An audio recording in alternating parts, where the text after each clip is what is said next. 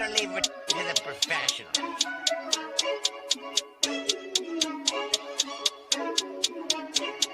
Blessed by Phunky, blah, blah,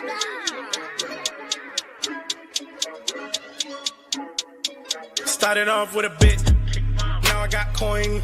I see where y'all going. Been poppin' since Web 1, hella hoes on Web 2. I was living a dream, now I'm on Web 3. And it is what it seems, topping the pyramid schemes, I'm telling you. I'll sell you a percentage on Nebula. Shout out to Vince, yo, set it up. Surfing on the web and I'm shooting at 3. I've been golden when I got my G. I'm an alien boy from a different planet, yeah. So I got my drink, I'm riding in the 1920s Model T Ford. Car era lore. Call me Levi playing on the keys, boy. And I'm about to put my gloves on. If I said it, then I meant that.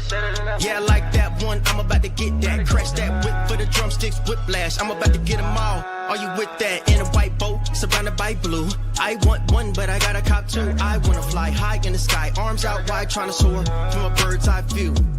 I'm on fire, Ricky, Bobby, cracking the pavement, Whitney, Bobby. I'm a Saki bomb, Hiroshima, Nagasaki. Bruce Wayne been a dog, and I keep it 101, cause I'm feeling kinda spotty. You sipping on some rock, and I'm sipping on octane. The only thing around my neck is the Started off with a blockchain. bit, now I got coin. I see where y'all going. Been poppin' since Web 1, hella hoes on Web 2. I was living a dream, now I'm on Web 3. And it is what it seems, topping the pyramid schemes, I'm telling you. I'll sell you a percentage on Nebula. Shout out to Vince, yo, set it up. NFT, Twitter, blockchain. Seeing with the ghosts and we ballin' like the Brown James. Crypto. We can make a trade, get the memo. Reviews not falling for the FOMO. Listening to Coffee with Captain. You know we worldwide, they loco. I ain't never gonna stop rapping. Orlando, yeah, we working magic.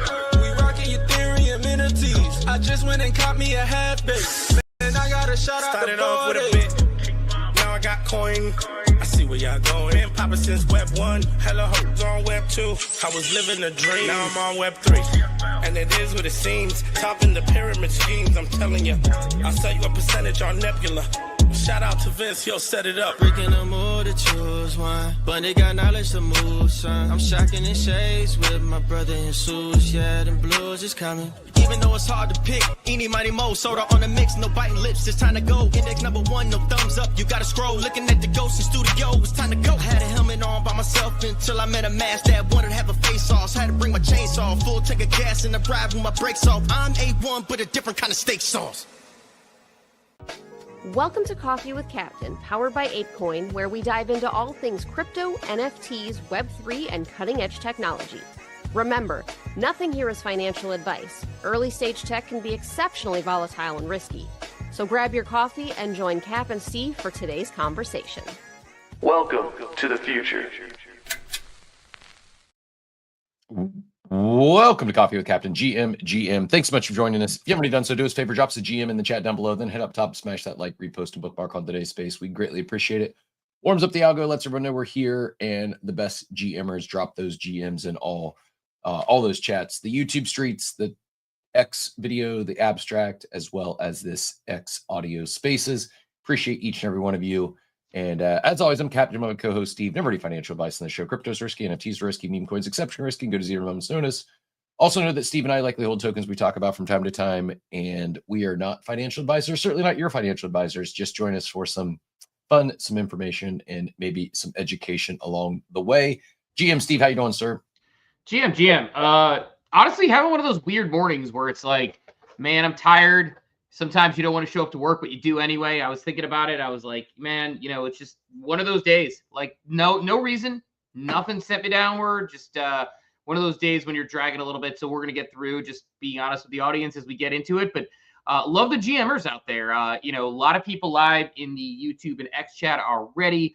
Clay, Hizzy, Machiavelli, Bordeaux Saka, Von Front across all of them. RDL, Teacher Katie, Green Edge, all our friends over in the abstract chat as well. Thomas, good to see you out there as well. Mesh. My mic is weird today. Let me fix it right now. Let's see. Yep. Never fails. Never fails. It's like, I've said this before. It's like one of the perils of StreamYard, and I don't know why. Like, I think I get too comfortable with sort of the flight instructions when I'm working on it, where it's like I boot it up and I check it almost every time. And For whatever reason, I didn't check it this morning, and it put me on default mic, which means it was picking me up on my keyboard, or on my MacBook over here. Now it's picking me up on my actual mic. I don't know why it doesn't change 92% of the time. It just doesn't make any sense to me whatsoever. So, funny. I thought it was on my end. I ratcheted up my volume because you were coming in light. I didn't even say anything. I just turned my headphone volume way up. It's good now. Yep.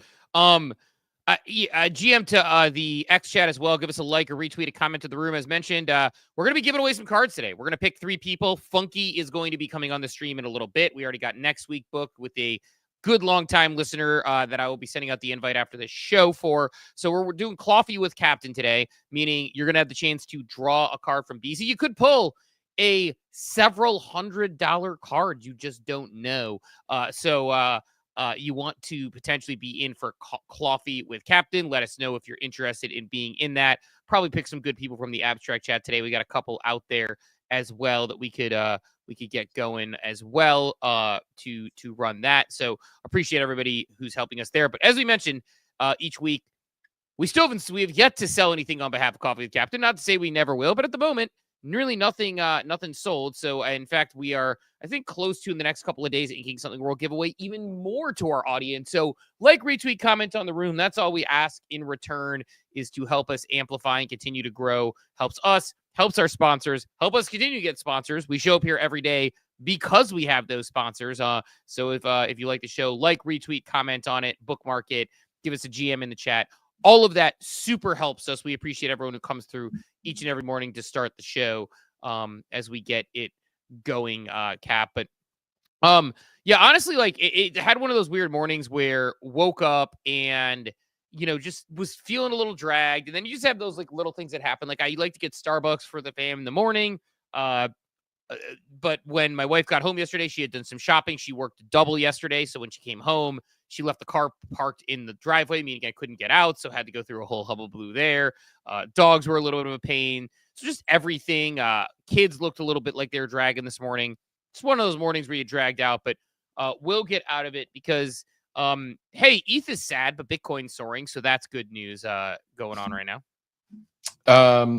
More good news. I will, you're going to get a Zed thread from me here in the near future. I just saw in the, I saw something on the timeline, and I just saw in the chat from Ryan over at the Zed team that they did it. They're working with Kaido, so get a yap my way to my portion of 2% of the Zed supply here soon, Steve.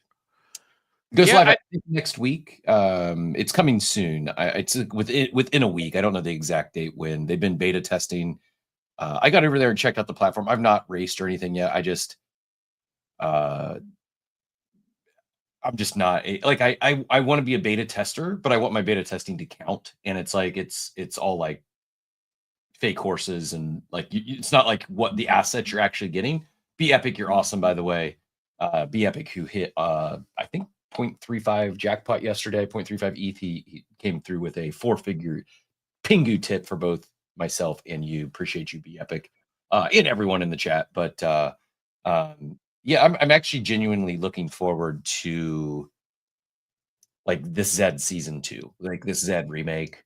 I had a lot of fun with it the first time, and then they lost me, but I kept all those assets, and so I'm coming in with it's like a legendary badge, which is there's only 40 of them in the platform, so it should be a good, like, should give me a good indication pretty early on if it's something I'm enjoying or not, and we'll see. But I wouldn't mind having, and I'll talk to you about it this morning, but I wouldn't mind getting Zed on the show. I need to be resold on Zed, and I was. So like I'm just being candid. I'm going to be either sold or not. Like I'm going to check it out because I was at a point where I'm this pot committed. I didn't want to just like sell the thing and move on, sell the badge. I do want to see what it's like. So, but I need to I want to be sold with the new platform and the experience. And if I'm rooting for him. I hope it, not just for my bags. Like I want him to win. And if it does, it might be something I'll continue on. If not, I'll look for the next thing. But I've held on a long time because I wanted to see this reset, if you will, the second iteration. And the feedback thus far that I'm hearing, like in the group chats and the community is pretty positive. They seem to have done a good job. But like I said myself, I've not got in deep yet. So yeah, Be Epic, by the way, people be like Be Epic. Be Epic lives the way I live, where it's like, if you have like a windfall or something good happen, like winning that big jackpot, you pass it on to people who bring you value or things that you enjoy. So I appreciate you sharing with us the past couple of days, Be Epic. And Be Epic says TLDR on Zed. And I'll give the tee up, then I'm going to hand it to you, which is Zed was one of the coolest things to come to crypto in the 2021 range, where you had these virtual horses that you entered into races, and they were distinct living, breathing NFTs at a time when you didn't have distinct living, breathing NFTs, right? Bored apes were flying in the summer of 2021, but a bored ape is a static image that you sell. Maybe you get a mutant that you breed effectively by what they call the breeding machine that turned into mutants, where you would drink a serum. But what Zed did was Zed had a horse. Hold up, like that came like pre-mutants. We thought we were going to be breeding apes was a concept because of Zed. Like, well, because of CryptoKitties, I think, but yeah. Sure, but at the time it was Zed was they had their moment. It was Zed was the big breeding of NFTs in 2021. Yes, like Zed was like the thing, because basically the way Zed set up is you would either buy a horse in an incredibly difficult drop to navigate, meaning like you were on mobile and computer and refreshing, and then it was gone and the site froze, because they would always say, we're not a drop company, we build a racing game, which I didn't love, but is what it is. But you would get been around for 3 years with never any issues, and then NFTs exploded, and it was pandemonium. I got up literally. I set an alarm for 1 a.m. one day to get up and get a drop, and I missed the drop. Like I failed, and that was one of my first NFT drop experiences. Was waking up in the middle of the night only to miss a drop. It actually reminds me, of like the Phunky drop days of like Sandbox saying that their drop wasn't botted when they sold out like 1,000 pieces of land in like less than 4 seconds or whatever. And then Sebastian went on mint condition at the time, was like, no, the bot wasn't the drop wasn't botted. It's like, okay. But no, so basically what Zed was you would acquire a horse either via secondary or via a drop. That horse would then be used in races, but it would have distinct personality, because there would be varying levels of races from very short form to very long form. It was a beautiful looking platform with these virtual horses, which was part of the appeal. You could show it to people, and they'd say, oh, okay, like I don't get crypto and NFTs, but that makes sense to me, which was always nice as a crypto native person to go into. So you would have that happening, which was really kind of cool.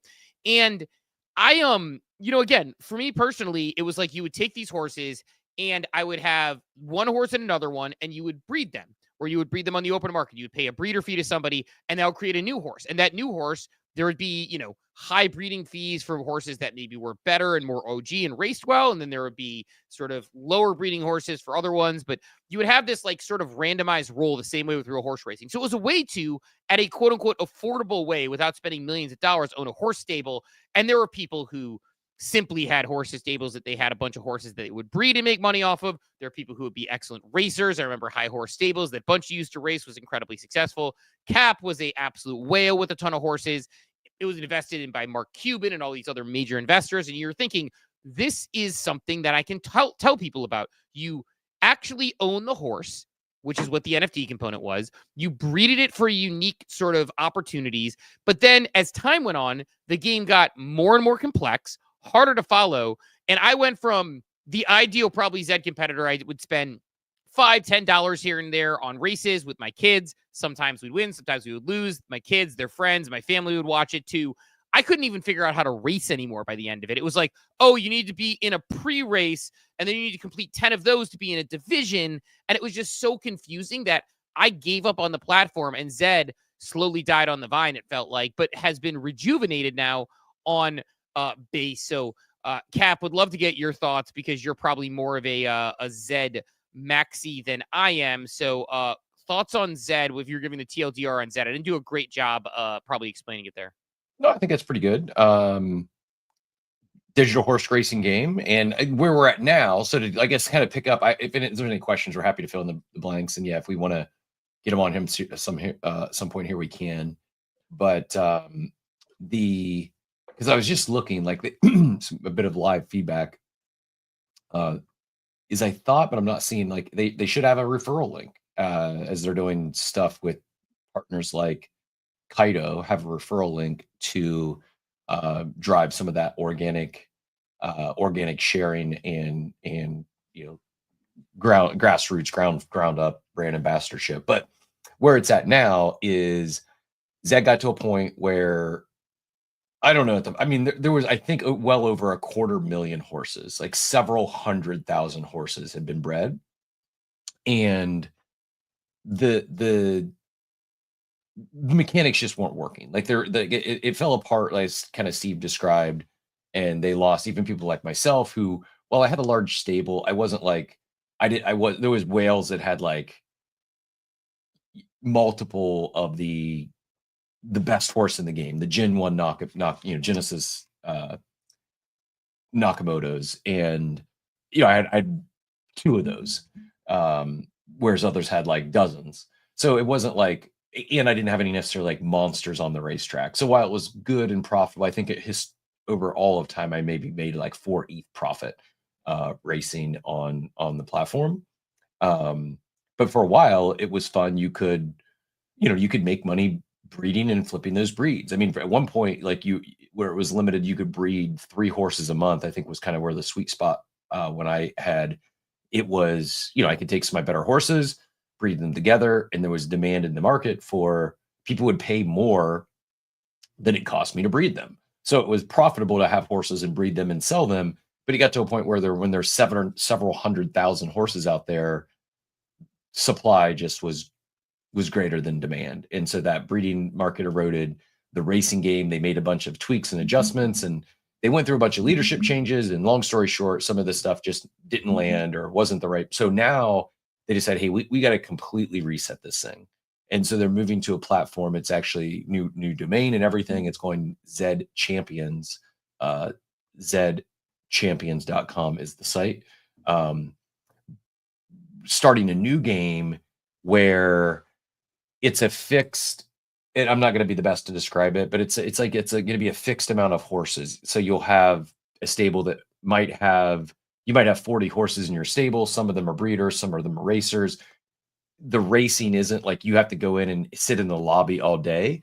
You'll basically form your strategy. Okay, these are my racing horses. These are like the boosters I'm going to apply. These are the steroids I'm going to give them or whatever to make them a better distance runner or better at this. And then they'll race like once or twice a day is my understanding. But it's all, the racing itself is automated, and there's also adding bringing in the betting component on that. So I've not really paid much attention to give it a full good TLDR. Now that it's getting close to going actually live, I probably need to spend some time, at least play around with the beta, and that way I'm not doing anything that's going to hurt my my stable come launch day. But as I have gotten, like, what are you doing in this market? There's airdrops you can farm. I heard like the morning market or the modern market crew talking about farming airdrops that are, they can farm in USDC or a stable. That way they're not putting.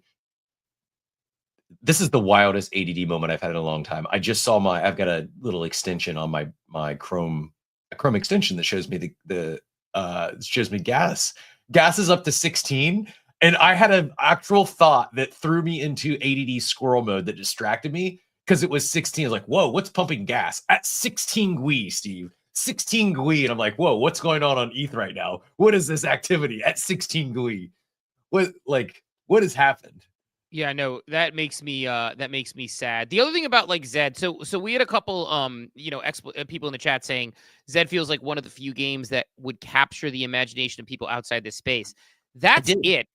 It did, and they just like is Zed one of the? I know they're bringing it back, and I don't even know if I can be brought back to the game though because now I'm busy. I onboarded into NFTs.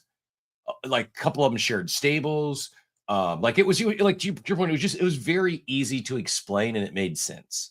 And it made sense on several fronts. It made sense from, oh yeah, I've played video games. This is just better. I get owning your asset.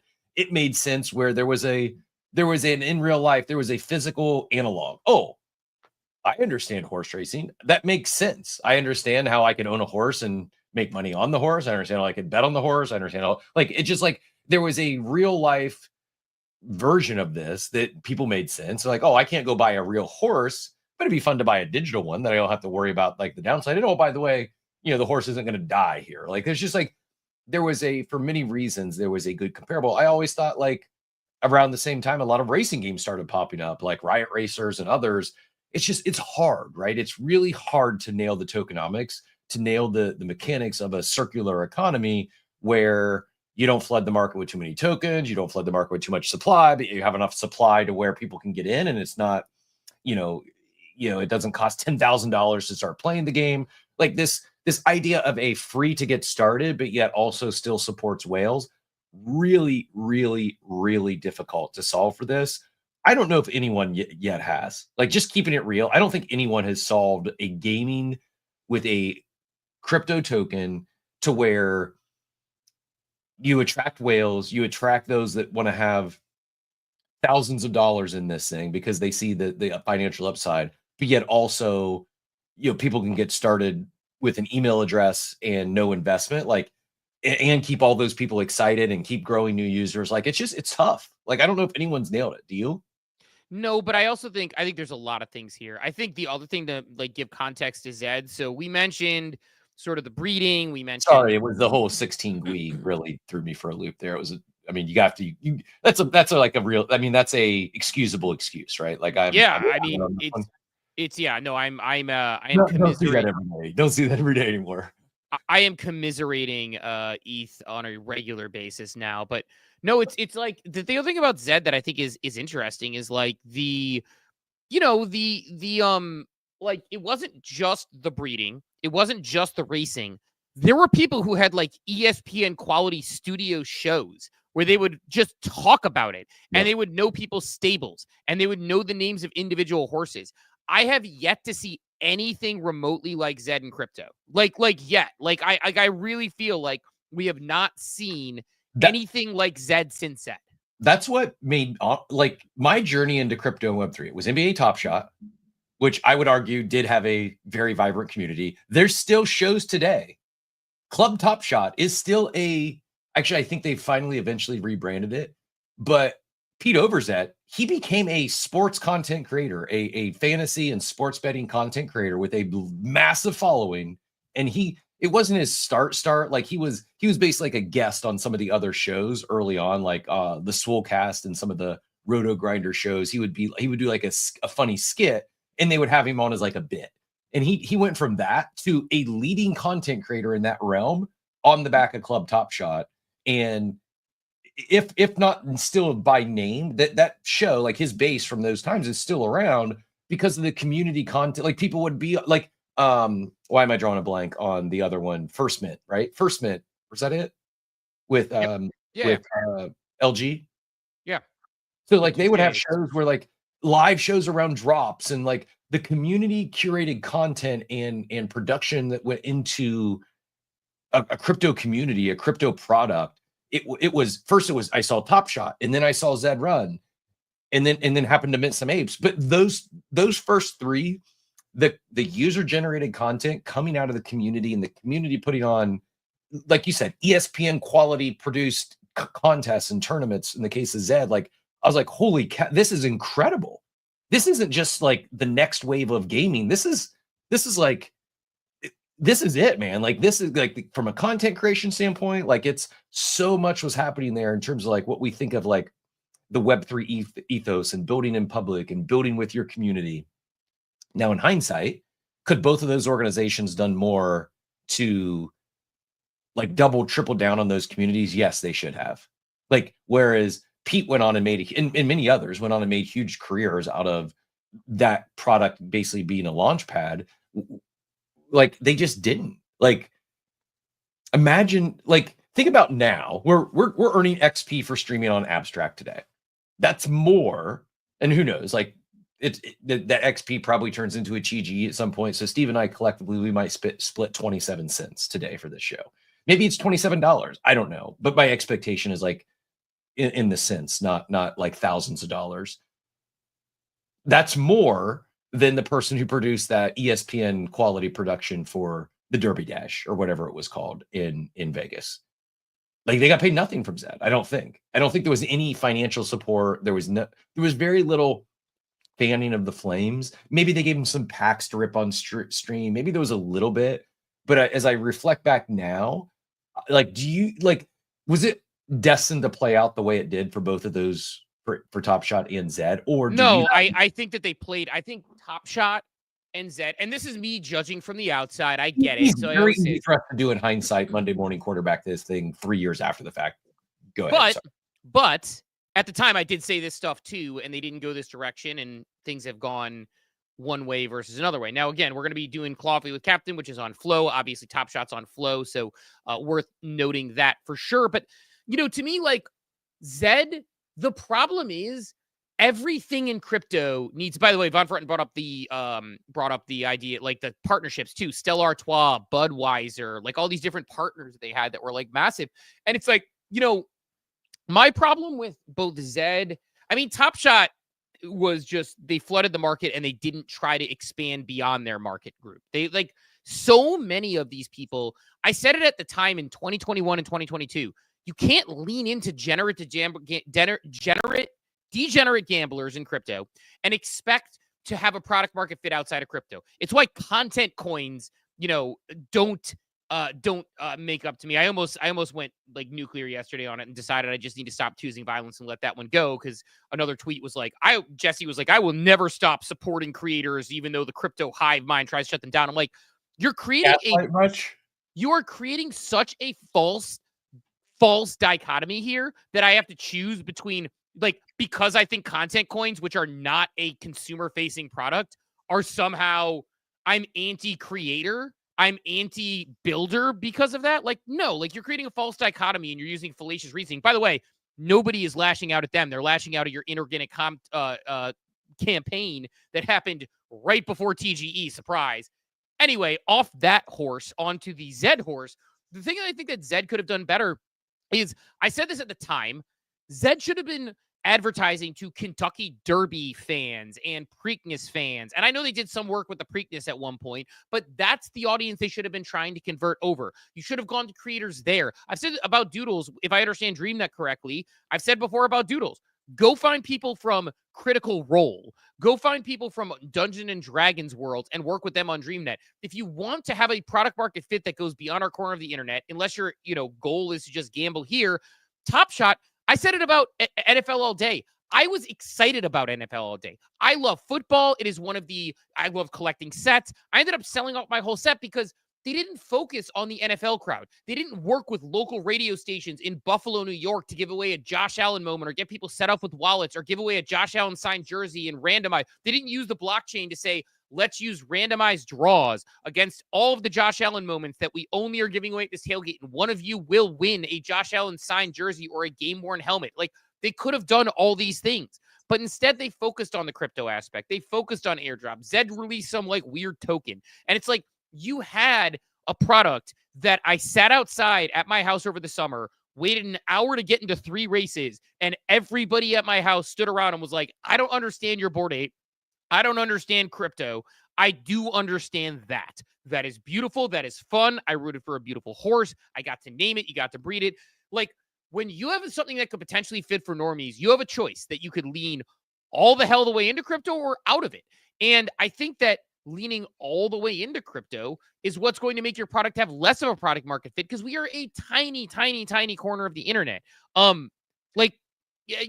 People don't play Candy Crush and be like, I want this thing to pay me every single month. They want to just play the game. I mentioned the badges. That's what you're seeing on screen here now from Zed. This is what builds your stable. I mentioned there's 40 legendary badges. They're actually giving away one of those as part of this Kaito campaign. So, like, I'm curious I'm seriously curious to get. So we had Joey jump on stage. I really would like to get your take on this specific Kaito campaign, Steve, because you've been critical of Kaito. We've been talking Zed. I'm going to put a well thought out, intentioned research post today on something I'm interested in, something I want, I had 900 horses on the old Zed platform. I have a legendary badge, but I've not even accessed their beta. I mean, I've accessed it, but I've not ran any beta races or anything yet. I'm just waiting for the 28th for the new platform to go live. Season 0 launches April 28th at 8 p.m. Eastern. It's going to be, I'm going to have some afternoon coffee that day to stay up, get some races in post bedtime. But my point here is I'm going to put out Zed content today because of this. I'm probably, like, we'd talk about it on the show regardless. We are here today. I'm going to actually put something on the timeline that I wouldn't have otherwise. I'm encouraged to do so because they're giving away 500. They're giving away 500 of these badges. So one of them will be another legendary badge.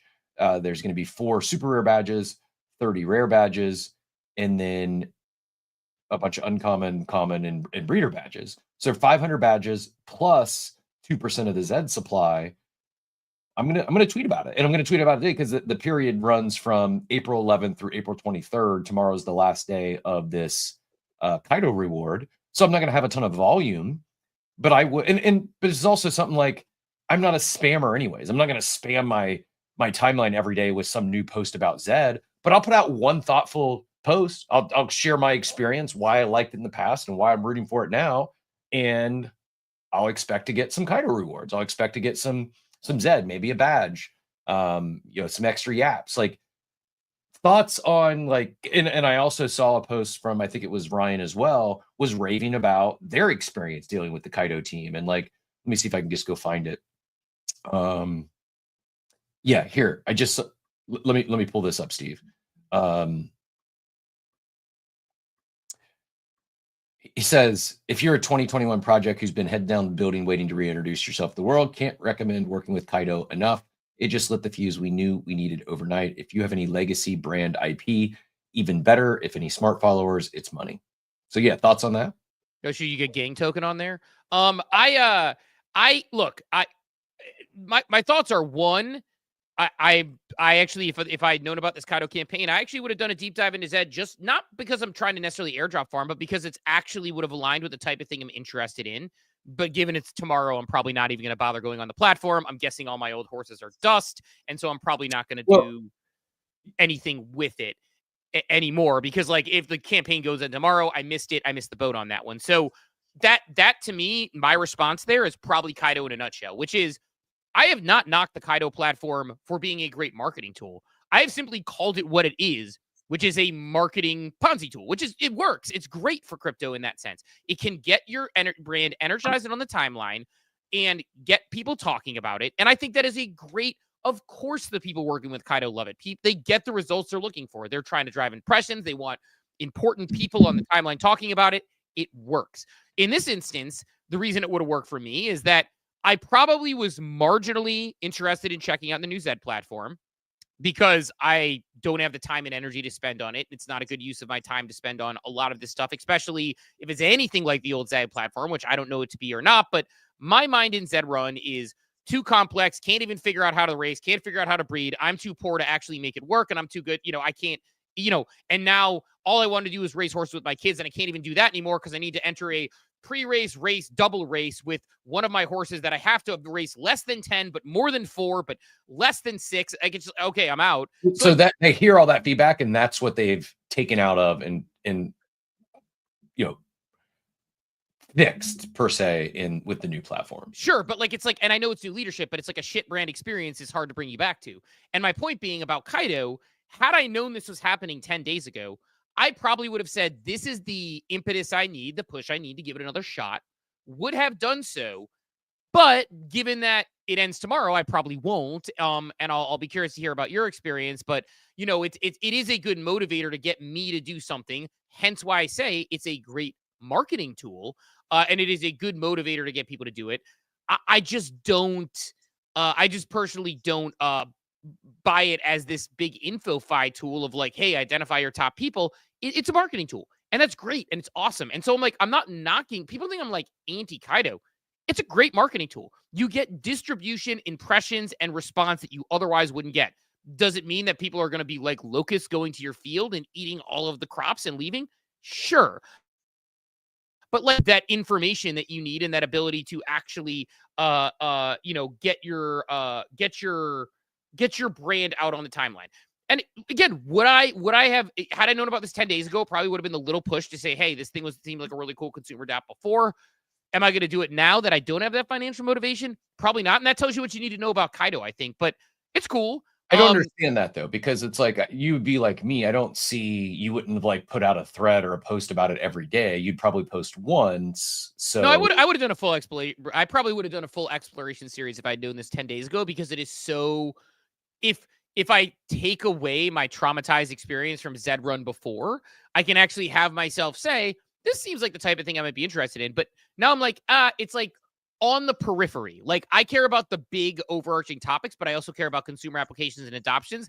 This is down that niche sort of rabbit hole where it's like most interested in the overall, what makes crypto interesting, how it can change the world. Next level down, what are the conceptual applications of it? Gaming, RWAs, all these different things. Next level down, what are the actual use cases that are applying that? Beezie in RWAs. Zed might fall into gaming. So it's sort of in the tertiary category there, but that would be my my comment. So it's like, would I have been driven to say like, let me do an exploration and do like a campaign with like 5 videos on Zed? I might, and maybe I would actually get back into it. In that case, Kaido would work. I didn't know it was happening, so I'm not going to do it. But I don't know, but maybe I'll explore the platform at some point when I have time, but I sort of have every hour of my day scheduled out at this point. Shout out ChatGPT for helping me with that. Needed it. But yeah, I don't know. So I'll be interested to see your thread and get your assessment. Am I going to get back into it? I don't know, especially missing the Kaido kid, because now I'm going to feel like, I don't know, like, and this is the perils of crypto and over financialization that the previous iterations had too, which is, I feel like if I do explore it and talk about it at this point, I've left money on the table by not doing the last 10 days. So why bother? And so I think Kaido does this to people. So, it's a great marketing tool. It would have gotten me talking if I knew it was there 10 days ago. You'll get some yaps from your thread that you'll put out today. I don't have time to explore the platform today. Therefore, I'm probably not going to explore the platform. And after the Kaido campaign ends, I don't know, like I don't have that extra push out the door anymore. So, but no, it's, I'll be curious to see what your takes are. I'm not trying to be too harsh. I feel bad for the new leadership that they have to bear the brunt of the old leadership, but that's what happens when you acquire a company. Sometimes you have the old baggage, and I'm not sure I'm interested in learning a whole new world, but you might be, and I think that's great. I had like a dozen horses, and at this point, those horses are glue, and I don't even understand what I'm doing anymore. I think I sold my Zed tokens for like $72 and called it a day. So I don't know. That's kind of my take on it. We'll see. I'll be curious what your take is. I saw we have Joey up on stage. I know we have our coffee with Captain coming up here in a bit. Do we want to go ahead and get Joey in here? And then what time are we going to coffee with Captain? You got to remind me. Well, we can go like any second now. So we're at that point between 8:30 and 8:40 we usually go. I didn't know. I don't see Joey's hand, so I don't know if we want to just jump in. We can jump in. Looks like it. We all, the other thing I had, like, not just, I don't know if we're going to do a full daily market update today or not, but Good Vibe Club's mooned again, up 23% on the day. And 0.52 ETH floor now. I don't know if you have any thoughts on that. No, let's save that one for after coffee with Captain, because I know that Phunky has some squats to do, so I want to make sure he gets his opportunity to get his double week leg day inspiring. I just do 1 leg day a week, but I'm just getting back into it. So let's do coffee with Captain. Since we had Phunky as our guest, I threw my 10 milligrams of creatine in the Yeti this morning. So, or actually, not a Yeti. It's a actual authentic OtterBox cup. Do you know there's one OtterBox retail store in the U.S., Steve? It's in Fort Collins, Colorado. No, but that sounds like something you would know. I've done a training at OtterBox HQ. They have a slide. They have, it's like a Fort Collins, Colorado. It's one of those. It's like one of the, it's like a HQ you'd think would be in Silicon Valley. there's two types of HQs that have a slide. There are those that are like Silicon Valley, where people get paid $500,000 to not work, and they keep you there all day and you eat. And then there are those that have a slide to say, look how great our culture is, but it's actually soul sucking. It's like the people who put in the pool table who are like, look, here's a pool table and like, I remember being at an agency at one time, not when I worked at an agency, and the people were honest with me. They're like, yeah, there's the ping pong table and the pool table that no one uses because we work 18 hours a day. It's like, yeah, there you go. All right. Well, while you pull that up, I'm going to get coffee with Captain going. We'll get Phunky in here. We're going to pick two people from the audience to draw. Did Mesh go last week? I can't remember if Mesh went last week. Mesh, you have to tell me if you have been on the Coffee with Captain group as we get into it. And Ellsworth, I made a promise to you as well. We're going to get, I think, probably like Pinstripe Gator, Rare Ed, and all our friends out there. But actually, did we do Ellsworth last week? My brain is completely scrambled at this point. I need to have a running list, but and if we double up, we double up. But let's do this. We're going to do Mesh, and let's do Mesh for sure, and Phunky for sure. We'll pick a third after this, but we'll get this thing going. Let's play the tune. Coffee with Captain. Give that claw a spin. Raw to grills from Beezie. Prizes within. Mystery and magic. Where to we begin? Coffee with Captain. It's your time to win.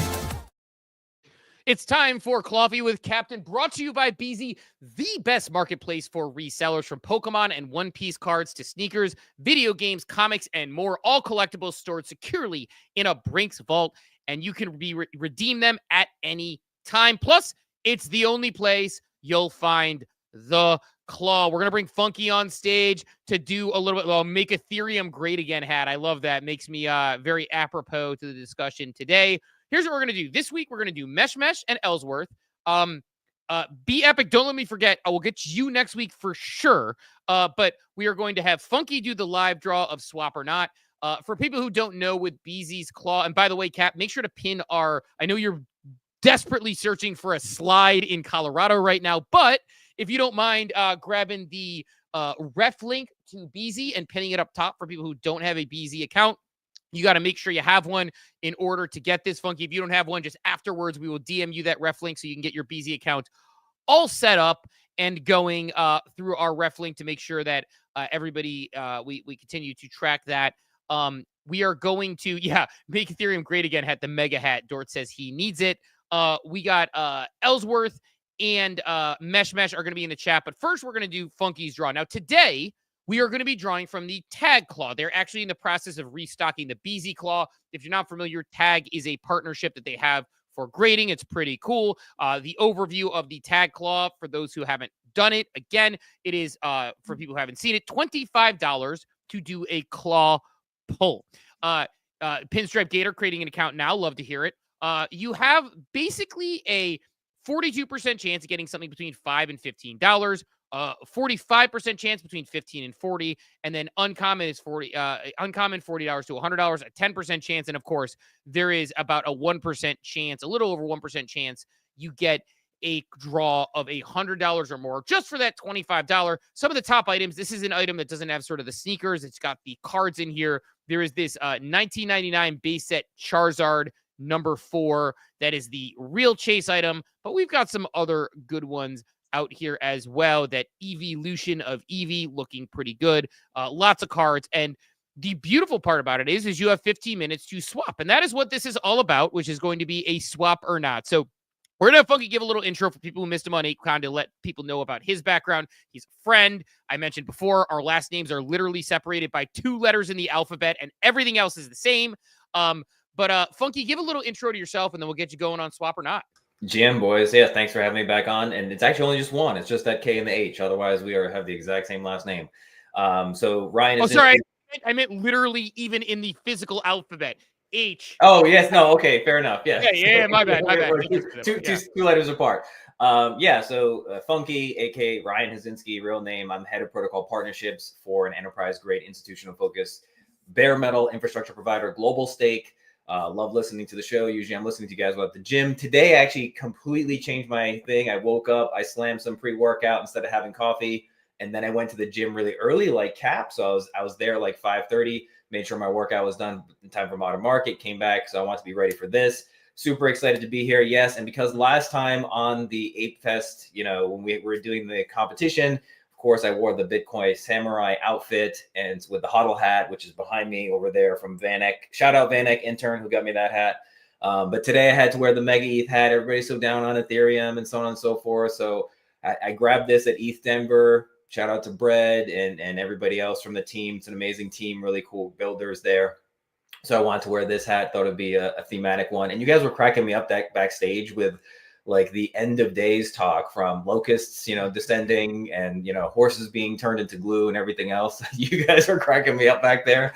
But yeah, this is really cool. Thank you for having me on. And I'm looking forward to pulling this thing and see what we get. I like the peek into my soul at the moment where it's like I'm having one of those, I mentioned at the top of the show, I'm having one of those mornings where it's kind of dragging out of bed. And like, even though I'm happy, I have these like terrible, like doomsday analogies going on as well. Some people say you wore the full Bitcoin Samurai outfit on Thursday. Some say you are responsible for the decoupling for wearing that outfit. So hopefully the hat has the same effect today that the Bitcoin Samurai outfit had on Thursday. Now, before we get into the poll here, I see Joey Valles has his hand up. Joey Valles works for Beezie. So, Joey, I'm going to give you the opportunity to correct any misspeakings I might have had in the intro here, as we are still always working out the kinks. That's part of the appeal of the show. Yeah, no, nothing. You did a great job, GM guys. Just two quick announcements. First one is we're in the middle of our 4-week Beezie XP quests. I pinned it up top this week. So basically, you earn XP for playing the claw. So every time you play the claw, you earn XP. If you play the claw so many times in a week, you earn a multiplier on that XP. And then basically, XP equals tickets. And those tickets get put into a draw for a chance to win prizes every week. So last week, we gave away the Team Rocket attaché case, which is this really dope carrying case. It comes with 30 booster packs. This week, we're giving away 2 top prizes, so both valued at over $500. We're giving away 2 Fusion Strike booster boxes. So play the claw, earn XP, earn entries for a chance to win one of 2 Fusion Strike booster boxes. And then in addition to that, that XP will also put you into a ranking where the top 3 for the week earn flow. If you don't know what flow is flow's token. And that's basically like winning cash, right? So if you're one of the top 3 XP earners for the week, well, you're going to win flow, which you can convert to USDF if you want to spend on the claw or the marketplace, or if you want to just convert it to USDC and take it out to pay your bills, you can do that as well. And then in addition, we're also giving away flow keys and boxes. And for those that don't know what that is, that's Flow's reward program. So you earn keys and boxes. The keys unlock the boxes, and when you open the box, there's points that you could then go use in Flow's store, where they have Xboxes and PlayStations and watches and digital items and all kinds of stuff. So not only are you playing the claw for a chance to pull some banger slabs, or maybe even swap that out for money, but you're for the next 3 weeks, little over 2.5 weeks, so 3 weeks left basically. There's an opportunity to win all kinds of other exciting stuff by playing the claw. And the last thing I'll announce too, which I pinned up top, which was part of my GM post this morning, which is our partnership with Relay has given all of your meme coins utility now. So you can literally just log into Beezie, go to your wallet. If you have to create your Beezie account with a wallet, not with an email address for this to work. But if you create a Beezie account with a wallet address, you can literally log right into your Beezie wallet, and there's a Relay widget where you can convert Anime, Pangu, Sol, anything you want directly into USDF right on our website to then use on the claw or the marketplace. Thank you guys. Yeah, and yes, and plus if you get those keys and open a box, you can say, "What's in the box?" Which I don't know, like probably the reference that absolutely only people of my age will get. "What's in the box?" Is all I can ever think about with that one. But that's a little throwback for those out there who are familiar with good old-fashioned Brad Pitt, Kevin Spacey movie. Good one, to be sure. You're in a dark place this morning, my friend. I just went to 7 of all things. Like, that is a good movie. Yeah, great movie, but definitely a dark. What's in the box? And you don't want to know what was in the box. If you haven't seen that movie, go see it till the end. I will not spoil what was in the box. Not great. All right, so here's what we're gonna do. We're gonna start with Phunky. Cap. If you want to play us up some claw music, we will get to drawing here in a second. But we will get Phunky drawing. So once again, so people know, just to tee up again, you have a chance. We're using the tag claw this morning. They are restocking the Beezie claw. You're able to get various items, including some of these top chase items that are $200 plus. Oh, wow. Mash saw 7 when he was 11 years old. That is a rough one. We're going to see what happens, though. We draw it, and then Phunky, you will have normally 15 minutes. We'll do it in about 15 seconds live here, but you have the choice to swap or not, meaning you can keep the card. I will send it to your newly minted Beezie account, and you will be able to start and go off from there and continue to have collectibles. Again, these collectibles are vaulted in a Brinks vault. You can redeem them at any time. I have redeemed many booster packs, including this Pudgy Penguins one on my desk. So you can redeem them if you want to keep them. I have a sealed copy of Mario 3 on there, not to brag, prized item. Or you can swap it and take the cash, and I will send that cash directly to you in some way, shape, or form. You want to give it a go? Yeah, man, let's give it a go. All right, here we go. So we're hitting start on this one. It's going to take a second for the transaction to go through. I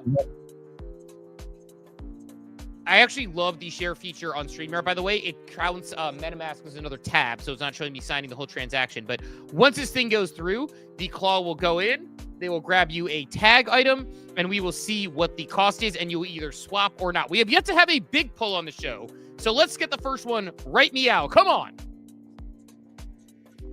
Come on, Charizard.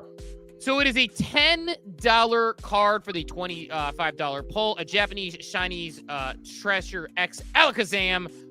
You can get the details on there. It's a PSA 9 from Tag. Can see the back of the card, and of course, you can get all the info when you flop it there. You can see that timer, which normally goes down. Now, Phunky, I'm going to do something that I've done on the show a couple of times. I'm going to do it again for you this week. I'm not going to do it every week, but I will give you the option to swap or not. If you really love this card, you can keep it, or I will personally sponsor $15 to give you one more pull because I want to get something good. Let's let it ride, man. All right, so we're gonna do the swap. You can see there's a 6% platform fee. Go ahead, Steve, real quick. Just to correct you, you said PSA 9. It's a tag 9. A tag 9, right? PSA this is like Kleenex and tissues. It's a good call. It is a tag 9. Tag graded 9. Swap is complete. All right, so I'm sponsoring $15.60 personally, and we're gonna let Phunky go on this one again. We're gonna sign the transaction. Here we go. We're gonna do a swap or not. At some point, we're gonna get a big poll. Cap put the ref link in the abstract chat if people want to sign it on there as well. And then we will draw. We'll have Mesh and Ellsworth going as well. Appreciate both of you as we continue to do this thing. We get 3 close of morning. Here we go. And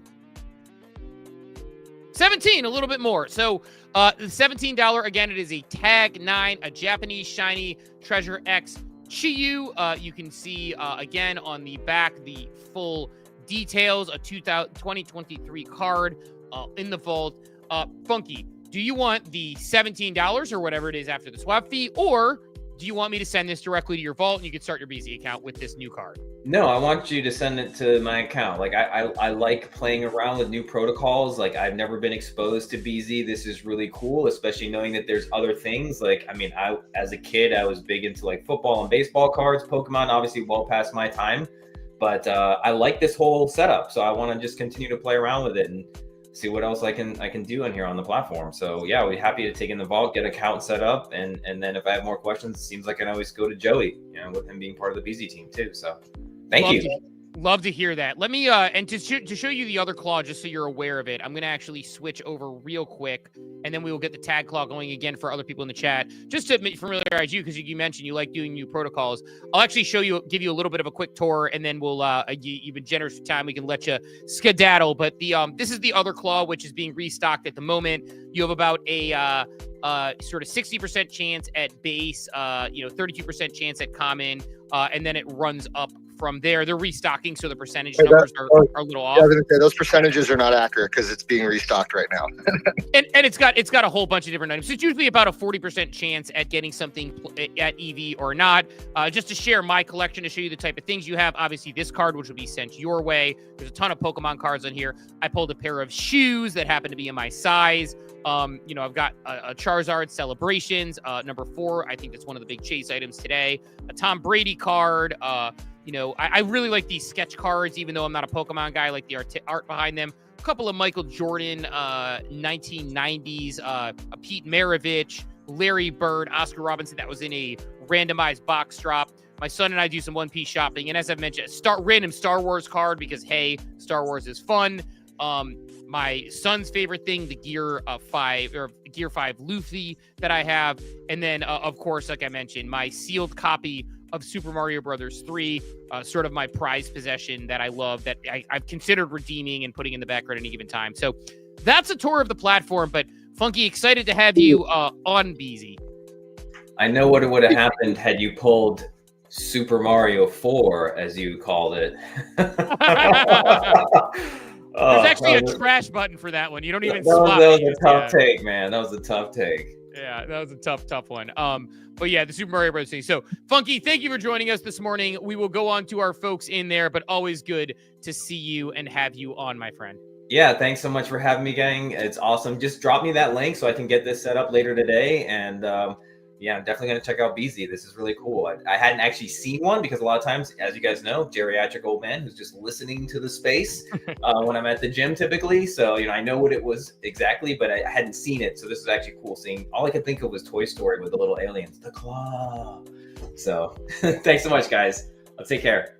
Nice. Awesome. Have a great one. And I realized I don't even think I was properly sharing my screen to show him all that. So that was oh no, it came through. We got it. Oh, okay, cool. Awesome. Making sure. Go ahead, Joey. Hey, Steve, if you actually, one of the new things we added too, which we briefly talked about, if you go to the marketplace up top, you'll see sealed product. You can actually buy sealed packs now that will rip live on stream for you if you're one of those people that likes to chase cards from collections versus just buying slabs, which is a really new cool thing we have called Rip and Chip. I think we're one of the only Web3, I think pretty much the only Web3 company right now that's doing sealed product like that.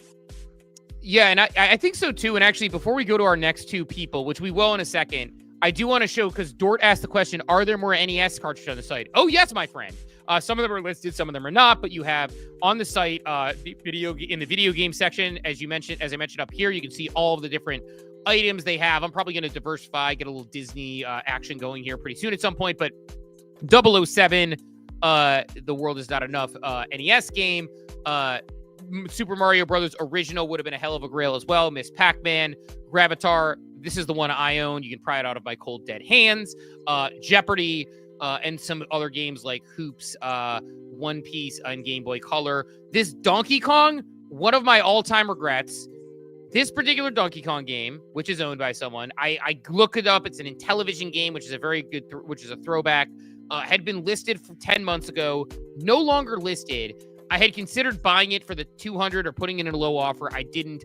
It is a very, very cool thing. If you want to look up the Intellivision, it's kind of a grail item of sorts. So I regret not buying that one. Maybe it'll go back on the marketplace. But there are some stuff on there. And the other thing is that, get your things listed. You can vault them with Beezie and have them on there, which my kids and I have talked about with our cards. So yeah, it's the Dort's liking what he's seeing. All right, we're going to have Mesh go last because I feel like we're going to close out with a big one for Mesh. So what we're going to do here is we are going to go with Ellsworth next. So Ellsworth, if I'm not following you on X, by the way, make sure you tag me so I can, because I've been doing it that way where you tell me your Beezie name and I can follow you, or you can put your Beezie name in the chat. But Ellsworth, this draw is for you. We're going to give you about 15 seconds to swap or not with the delay there, but then we might move on and just send you the actual pull that you get.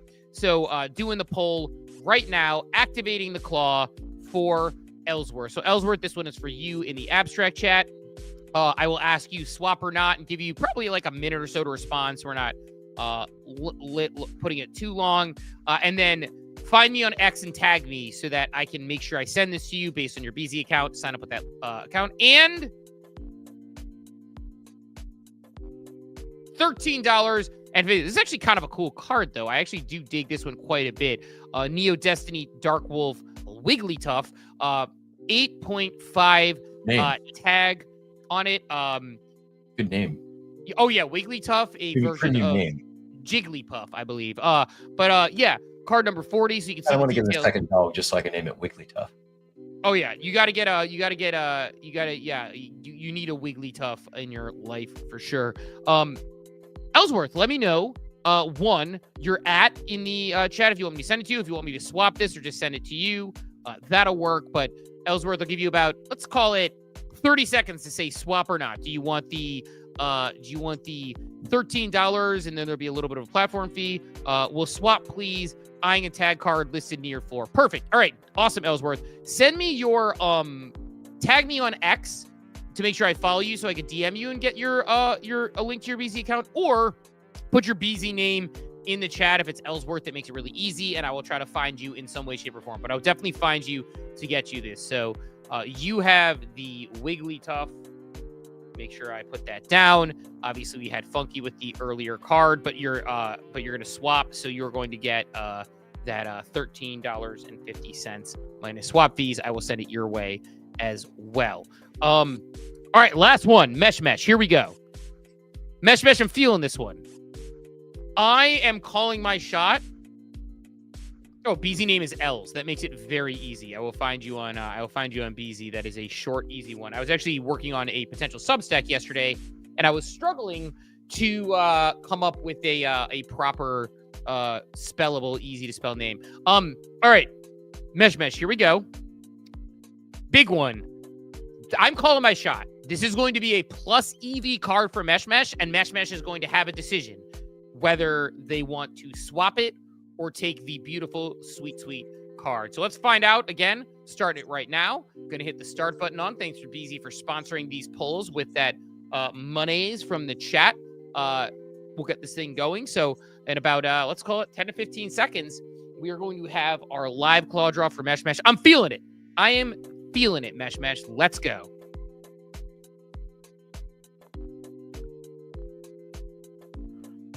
Activating the claw. Again, I'm feeling this one. I think that we are going to get a big pull for Mesh on this one. From the tag claw on Beezie. Hey, 22 and a half. Not too shabby. Solid swap one. It is a base set Shadowless Gust of Wind, a trainer card. You can see on the back the 1999, which is a throwback. It's crazy that was a long time ago, but it is. From the late 1900s. A card from the late 1900s for you, Mesh. So you tell me, Mesh, do you want to swap and take the swap money of that $22.50 sends platform fee, or do you want me to send the card directly to your account? Let me know. We'll give it about, let's call it 20 seconds for Mesh, knowing that there's a little bit of a delay on the chat, but not a bad card. No, not a bad card. I'm going to continue to rotate through new background music until we hit a winner. So Daydreaming is off the list. Next week we'll pick new background music until we hit a big winner. IO Mesh, $21.15. We're going with a swap, so that will get there. But Mesh, thank you. Send me your Beezie account. I can send you that, or maybe I'll send me a wallet address. Tag me on X if you don't mind. We'll figure it out, and I'll get you that in either USDC or get you right on the account so you can buy something else on there. But we will get the swap going through. So Mesh, appreciate you participating as always, and appreciate you here every day. Somebody who shows up, and we're trying to help all those people who show up every day get their get an opportunity here as we give stuff. Or there's gonna be more opportunities in the coming day. Again, I think we are just waiting on lawyers sending us something to sign so we can have some more giveaways coming up, which would be pretty fun, Cap. So good stuff.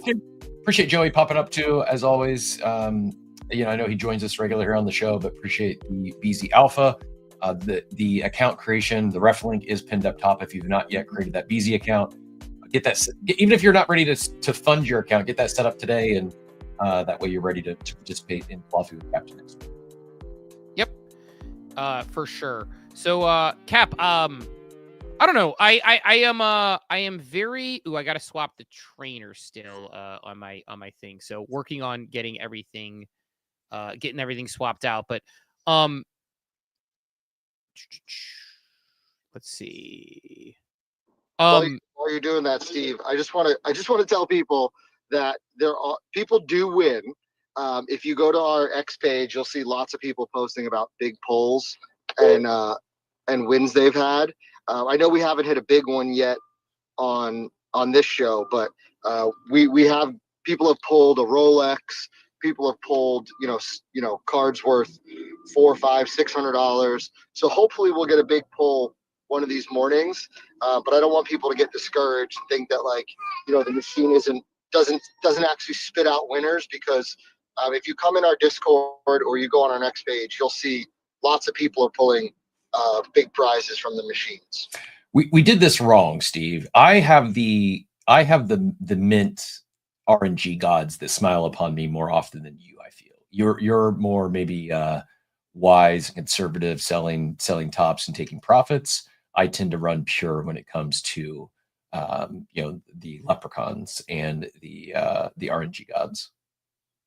Yeah, go. I mean, hey, I appreciate that. I am I'm a seller, although I think appropriate to go into something you brought up earlier if you want to talk about selling.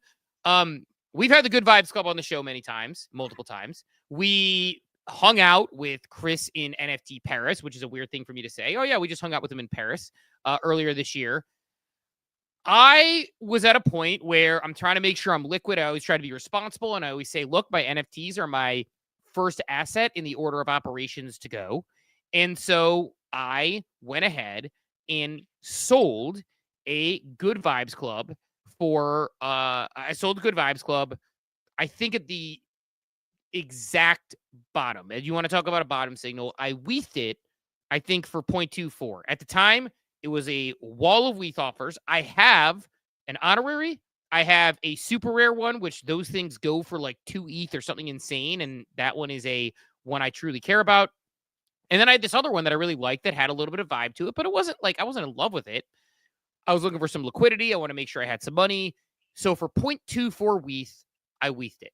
I'm not sure if people are aware of what the Good Vibes floor is right now, but I WETH'd it for 0.24 ETH.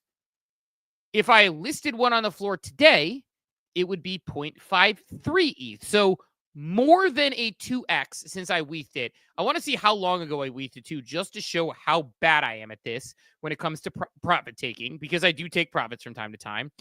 So I WETH'd it 1 week ago. I WETH'd it on April 14th at 4:59 p.m.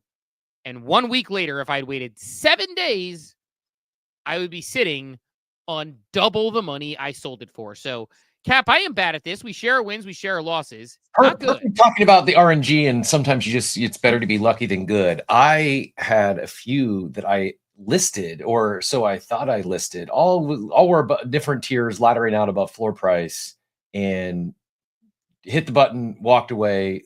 Long story short, the listing did not go through. The transaction failed.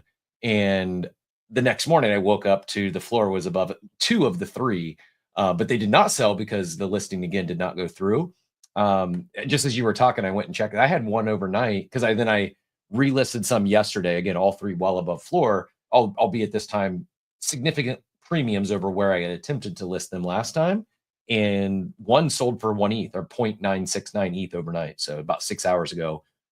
One of my remaining 3, not the honorary, but I have 3 others. Had 3 others. Now I've got 2 left in the in the collection. That so I'll take it. I mean that I was already free rolling, so that's like a it's a nice dub. You know, for as much as we talk about, we minted a 5-pack for I think 0.35 ETH, 0.3 ETH-ish, something like that, when ETH was a little bit higher than it is today. But yeah, I mean, to think like that wasn't that long ago that we minted 5 of them for 0.3 to sell 1 for nearly ETH. Like, it's been a while since I've had that kind of a dub in NFT land. Feels good. Yeah, and it's like it's hard because I have my honorary, which gets it done, and I've debated like Feels good. And my first, like, this tells me we might kind of be back, because my first like natural authentic reaction when I saw sold, I'm like, oh shit, did I screw up? One that just sold for an ETH, and I'm like, oh man, did I make a mistake there? So like, haven't had that feeling in a while, that I got like, oh, regret for an NFT selling. Yeah, I would love to see them cook. I mean, I'm looking at like the super rare hoodie sales, and it's like 0.88, 0.88, but those are not the black and white ones like I have. A couple that were like way below floor around the time I sold, so I don't feel as bad. Like somebody sold, like I sold my just common floor for 0.24. Somebody sold a super rare hoodie, which I kid you not, the lowest listed right now that looks like mine is 2 ETH. There was a sale for like 1.2, sale for 0.88. Someone weethed one for 0.35 5 days ago. Oof. And like, I kid you not. What do you, other than you selling, other than you weething out, what drove? I mean, it seems to be like the timeline, everything has seemed to be moving positive. Like, it seems like they've executed launch and everything following pretty well. Was it just a little bit of a lull? Like, what drove that dip to you weething out? And then the bigger question is what spurred on this bounce? Like, from where you weethed out to this, 0.5 ETH floor in today's market for a new mint is pretty freaking impressive, when at least publicly speaking, there's no, and not that I know anything either. So I just, there could be speculation, but I don't think there's anything been announced by the team in terms of a token or any like magical internet money to be expected coming with these. So like, what do you think's driving this? Well, 2 things. One, I'm going to answer this on Space because I am dragging this morning as mentioned, and I'm going to go make another coffee, and then I will but I will answer the question on Space because I shouldn't have the delay from this feed on the Space. But I actually think, and I'm going to swap over, so I'll give you like 10 seconds, or actually let's go to Joey while I switch over, because Joey has thoughts on this. Joey, get in here. Yeah, so I pay attention to the timeline, and I'm not in the Discord, the GVC Discord, that much, but I pay attention to the timeline. And one thing I've noticed with a lot of the good vibes holders is that if they sell something big, whatever it is, 2, 3 ETH, or when the floor price was lower, maybe like 1 ETH, they just go buy more. And I feel like we haven't seen that, where, people are selling a rare trait or a rare NFT, and then instead of just cashing in or flipping to another collection, they're then just going and sweeping the floor for 4, 6, 8, 10 more items. Because there's, to your point, Cap, a lot of people bought, like we know people in the war room, they bought on Mint because they opened it up, they increased the allocation, they bought 10, 15, 20. That was an accident. Sorry, Joey. You should be unmuted. I was grinding my coffee beans, and you said we know people in the war room who, and I pushed down on my coffee bean to mint, and my wrist hit the mute all. So I apologize. Oh, okay. So we know people in the war room that when they opened up the mint allocation, because it was what we thought it was minting slow, right? They increased the limit. We know people in the war room that bought 10, 15, 20 of these things at 0.065. And I would imagine there are people out there that also did that. So all these people that minted 15 or 20 of these things, hit some rares, they're selling some of these rares and rare traits for, multiple ETH, and then just going and sweeping the floor because of GVC's badge system, which it seems stupid. Like, we've talked about this in like what Gianna wants to say hi to everybody. Hi, Gianna. Good morning. We talk about like little things that create a sense of like community and value, right? Like, GVC introduced their badge system, not that different from Azuki's badge system, right? Where it focuses on collecting different kinds of traits and quantities of things and whatever. And people are now trying to this is, keep going.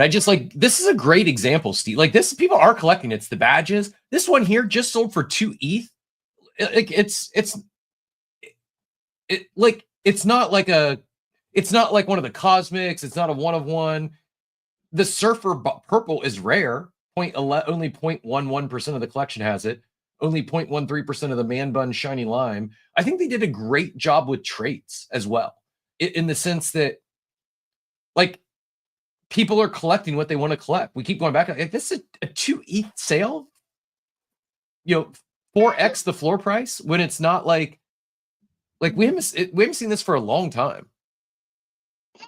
Yeah, I think people are Dort, who's a regular here, right? Messaged me about my rare one that I bought for like 0.25 right after mint, and he's like, I've been getting offers above floor on this thing the whole time, and he's like, I'm willing to trade a couple of mine for it, and I'm honestly thinking about it because I only have one badge right now. Where if I trade for a couple, I think I'll end up with like 3 or 4 badges. It's just the idea of making collecting fun. And I think we're seeing that with these people in the community that are selling rares to then go sweep floors so they can fill up their badges. And who knows if these badges will turn into something later. Maybe they'll turn into some type of point system, or who knows, right? We're all speculating. But again, it's these simple things that you can create for people to want to collect and want to be part of the community. And I think that's what's happening here. Yeah. It's an interesting, like, I guess, like, I don't have a clear sense here of exactly what's going on. Because if we recap what happened, it was slow to mint because it didn't mint out. They opened up mint allocations. I minted one with no problem off those mint allocations at the top of my pre-mint. They spent a lot of time trying to build community. They spent a lot of time working on the art. They're obviously doxed people. They're likable. They're good people. They had a website built out with little fun features like zooming in to see the details. So they knew that one of their unique selling points was the detailed level of their art. They made that shine by having that zoom in, ability. So they kind of knew who they were and something they do a little bit differently. They had the gallery view. They added the badge system. They added all these different things that seemed, they added ones where you could buy, where you can get a custom one of one made if you had minted that one, which, had an appeal because there were so many details and interesting things to it. They did a good job reaching out to creators like us who had, with no expectations, just kind of had them on the show or talked to them and made us, honoraries, which made us feel pretty cool and sort of a separate honorary collection. All of these things are really interesting, but I do wonder,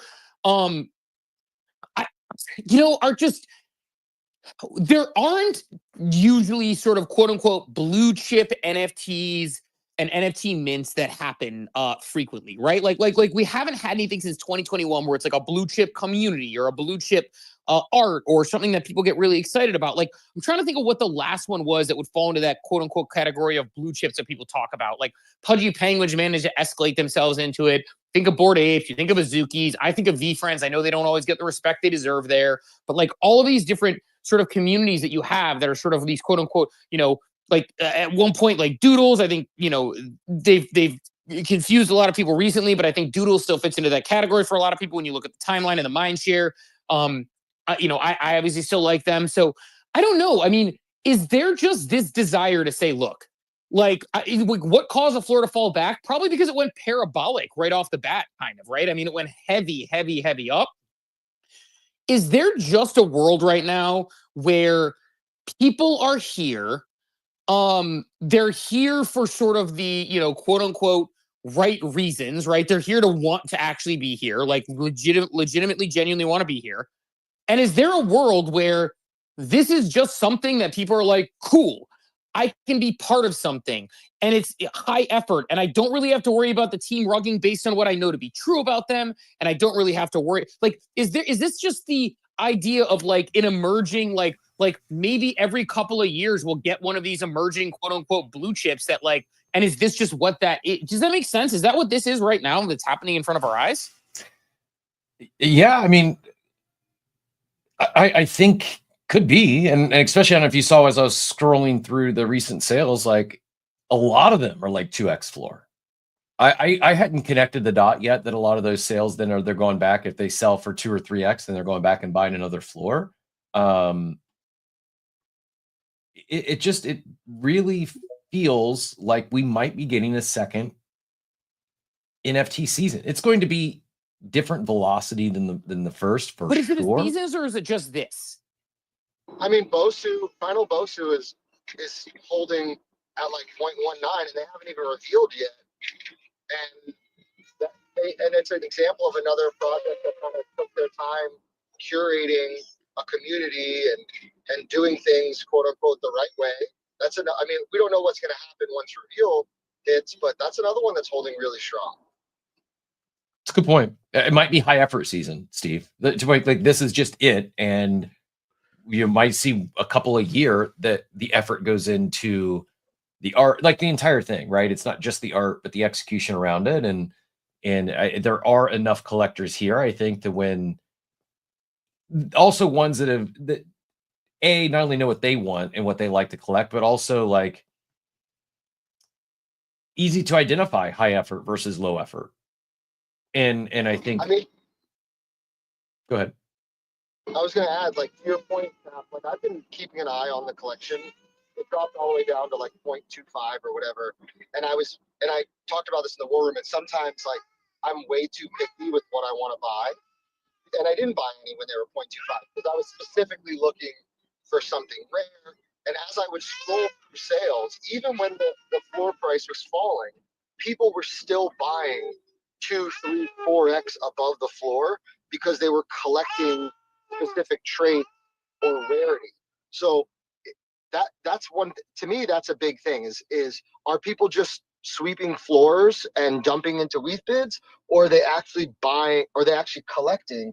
And this whole time, regardless of where the floor price has been, high or low, there are a lot of sales that are 2, 3, and 4x above the floor because people are actually collecting what they want. And I'm sorry, Madeline wants to say hello too. Go ahead. Hey, Maddie. I wanted to say hi too. But yeah, so I maybe to Cap's point, it's not NFT season.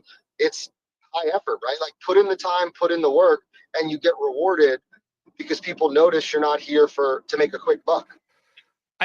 That's actually something Joey kind of hit on, something I was going to say now that I'm finally back at the battle station, more caffeinated at this point with my second coffee already.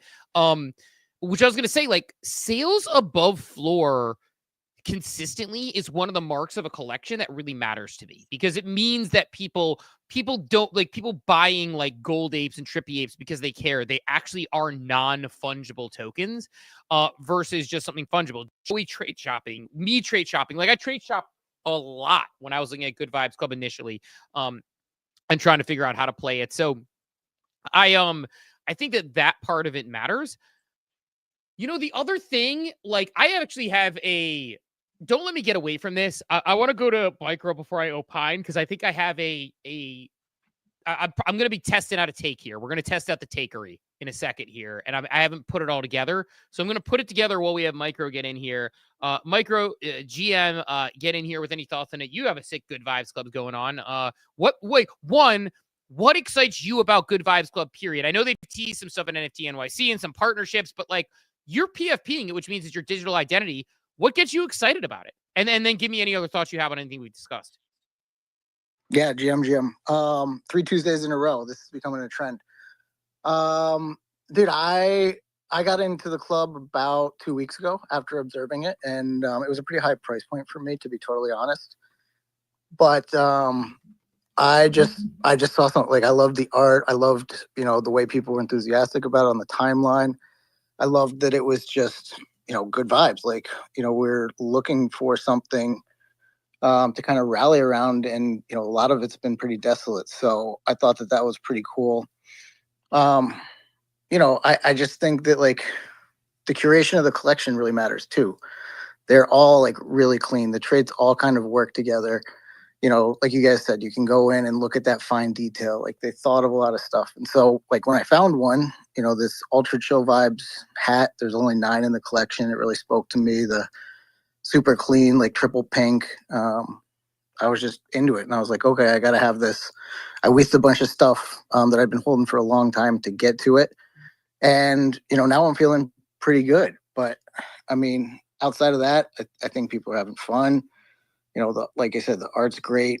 And then, in the last couple of weeks, like we saw an OpenSea article, about them getting recognized, and then like the MoonPay, they swapped their PFP yesterday, so they're kind of, you're starting to see that their ability with Toast TV is showing some of their relationships from their other animation clients, and I mean, right now we're seeing like the floor go up because a lot of the flippers have just been priced out, like you were saying, like things are selling above floor, like the people who are holding are actually collecting, the badges are working, and people want stuff. Can you give us a quick TLDR on the badges? Like explain it. What's the, we've mentioned the badges a few times, but I don't know if we've actually said what they are. What do the badges signify? Is it, how do you earn a badge? What is a badge? What? Yeah. So I'm the wrong guy because I got one in my bag, but there are people who have, they've got really big collections and they continue to collect. And I think, just like anything else, they're basically trait based. I don't know them all off the top of my head, but holding one of each trait takes you into different categories. And I don't know what the badges are going to signify or what they do. Maybe at some point, somebody closer with the community or who's been collecting them can tell what those are going to do. But I just think we're seeing that meta across the board, right? Like things have always been gamified, and yet what other collections have really taken advantage of their traits like that. So, and then I guess, I'm interested to see, but I think some of them are behavior based, like things that you're doing within the club help you earn them. So it's not just about what's in your bag. But yeah, I mean that's I guess that's a future state. That's something that I don't really know about, but I think we're all curious, right?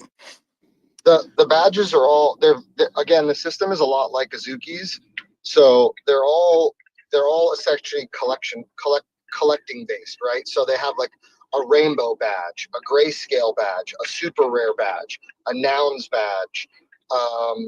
So the idea is, variety of your collection will then earn you more badges. And again, we don't know if these badges will ever turn into anything, right? With Azuki, we saw the badges correlated to points, which correlated to multipliers, which, then when they released Anime Coin, you got more Anime Coin. So nobody knows what if these badges will turn into, but essentially it's all collecting based, right? Like you want to go after, they have to Steve's point, they have a badge if you own one of the granite option, which is the one, it's like the unfinished one in stone, which you can trade in for a custom one of one. So there's a badge for owning one of those.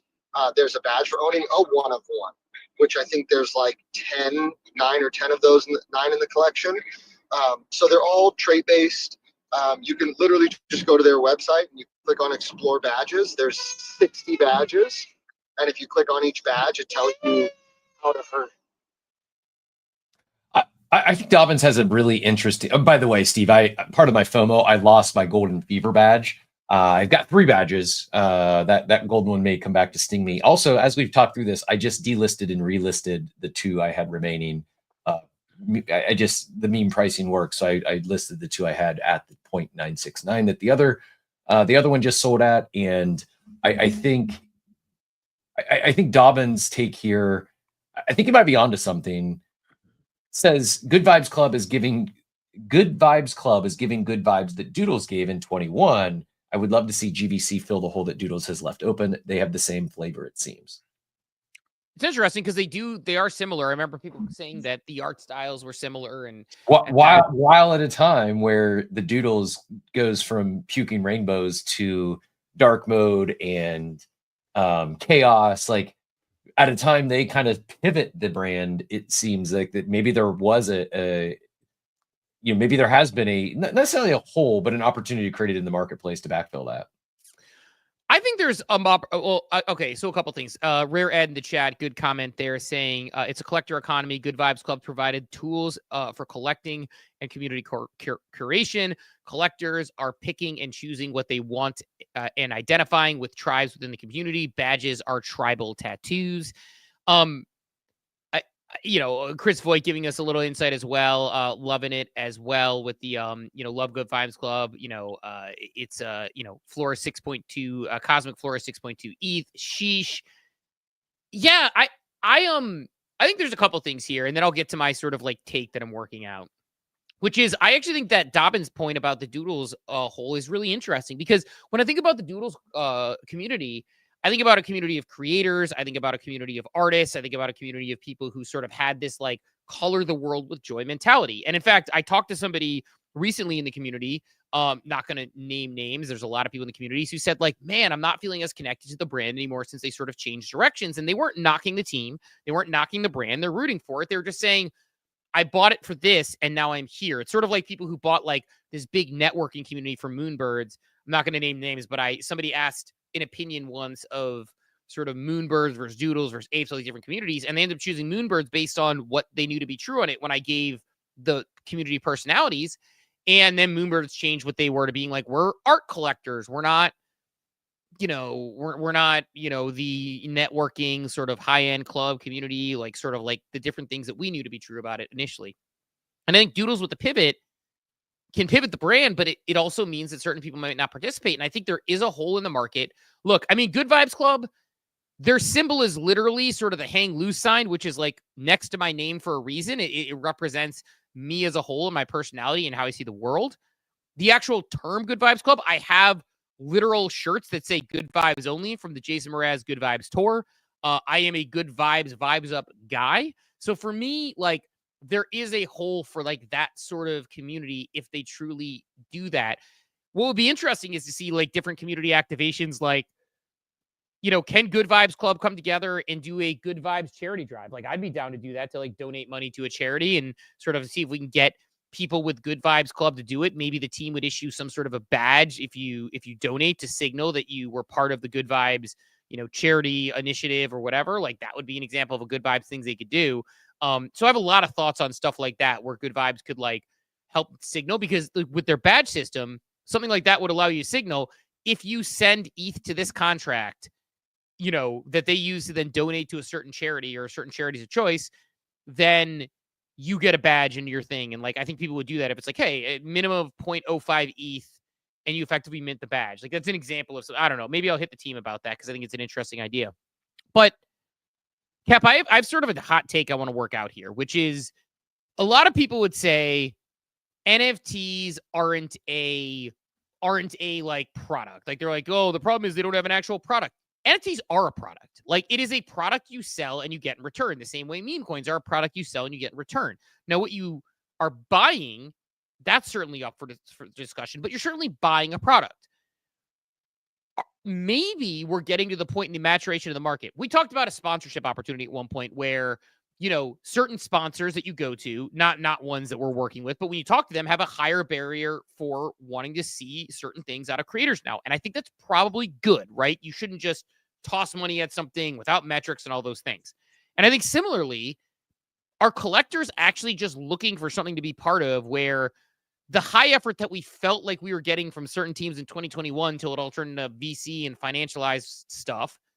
Is there a world where like their community is still a product and brand is still a product, and we kind of got jaded about it and sort of nihilistic about the space? But is it possible that Good Vibes Club and Final Basu and all these other ones, do they really just represent high effort community, real brand, knowing who you are, not being ambiguous, not being everything to everyone, not looking for VC funding to try to just turn a token, but actually building a brand new community? Is this community built brands actually coming back? I think so. I think you're right. I think it's, and that wasn't a shot at Doodles, and it's not a shot at Azuki, and it's not a shot at Bored Ape Yacht Club.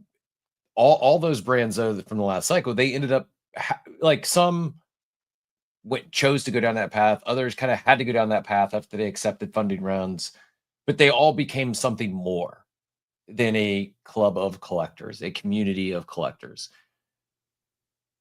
Maybe this is the sweet spot, high effort, and really lean into that. That all those others, some of them still absolutely lean into their community, but they also started doing a lot more. beyond just that. And maybe this is where NFTs really hit is you don't need the VC money. You don't need to go. It's not a best fit to go out there and try to build into $1 billion corporation. Rather, the equivalent of like a lifestyle business, a lifestyle brand that can make creators and founders bring in income and sustainable revenue, but yet it's probably not one that they're going to go raise at $1 billion valuation on. Yeah, and I think that that's a good thing. Like, I mean, that's like, I think I'm not knocking anybody who took VC funds because, they may would have done the same thing if I was in their shoes. Yeah. If you were a poet, like you're like that's sort of your nature by trade. You're a writer, you're an intellectual, you're a thoughtful person. You obviously like tech. You got like sort of these, punky roots. You're kind of nerdy. And all of a sudden you create this thing that becomes a phenomenon. These people come along and say, we've turned incredible businesses into incredible profit centers. We can make you not only really rich, but make all the people who are associated with you really rich and bring you along the way. We have all the business connections. We can get you connected with celebrities. We're going to do all the awesome things. Someone comes along and offers you that, and they're like, we're going to give you $450 million and we have a really good plan. Yeah, I'd probably take it too. So I get it. Like, I understand that, but I do think that you talk about some of the holes in the market. It's like, we don't really have a straight up good vibes community previously, right? Like that doesn't exist. I don't know if you hit on someone in the chat said they mentioned, this has also been in the making for 3 years. And yeah, I my favorite part of the Bored Ape Yacht Club is the club. Like there's absolutely something there. And how you value the thing, how is 0.5 a good entry price? Is it ridiculously expensive? I don't really know. Right now, the market's saying that's a fair entry price, and I'm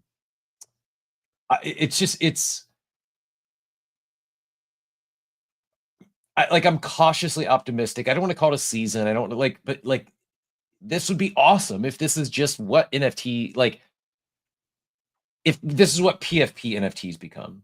I know NFTs are so much more than this, but if this is where like this is the what PFP NFTs become, what they have become, and where like the what people become to think of them for, like I think that's it, man. Like they can do more. Like what the clubs do are all going to be different, but at the end of the day, a club of chronically online people who are about good vibes, not about drama, like, okay, yeah, makes sense.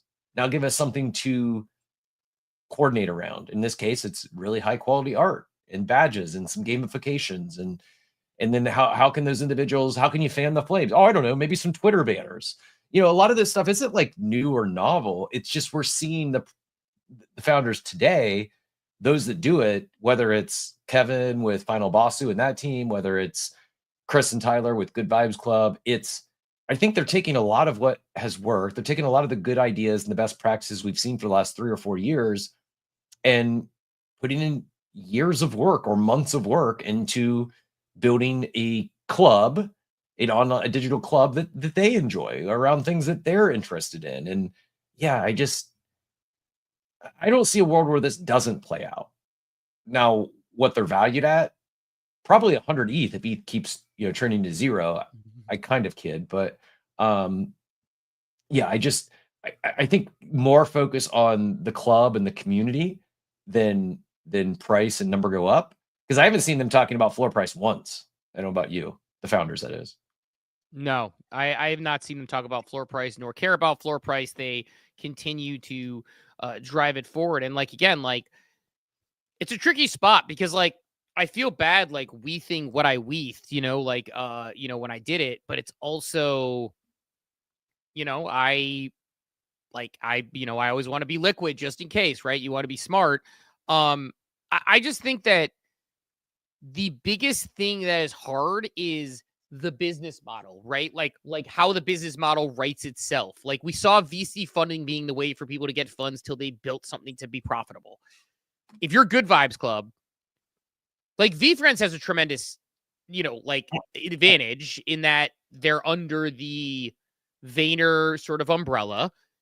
they do sell items like comics and trading cards and things, and they do very well with partners. But it's not like it's the most profitable company of all time. I know that they had the world's That's my point. That doesn't have to be. Like, I don't know what Tyler and Chris's goals are, but if they can build, and they have another business that is presumably profitable with Toast, like, if this thing netted them each $100K a year, like, I don't know, like, is it worthwhile for them to keep building and keep doing this? Because with a small, lean team, that's not that, like, with the stuff you just mentioned, you add in merch, like the collection is really built for merch. And I get maybe their addressable market is small. And I think this is where the challenge becomes is how do you continue to do that? Sell things to your small, they're all small. Every community in this space is small relative to any sort of consumable good or any sort of business is going to build a product in looking at a customer base. It's a very small addressable market. How do you continue to do that without becoming extractive? And I think if you're looking at an EBITDA of $250,000 or $500,000 a year, that I see a path to. Where I struggle is how do you make it work in have a annual run rate of 10 million a year or 100 million a year. That gets a lot more challenging because I haven't connected dots how you do it with a collection, with a community, with an addressable market of a few thousand people. I think at that point you have to grow beyond that.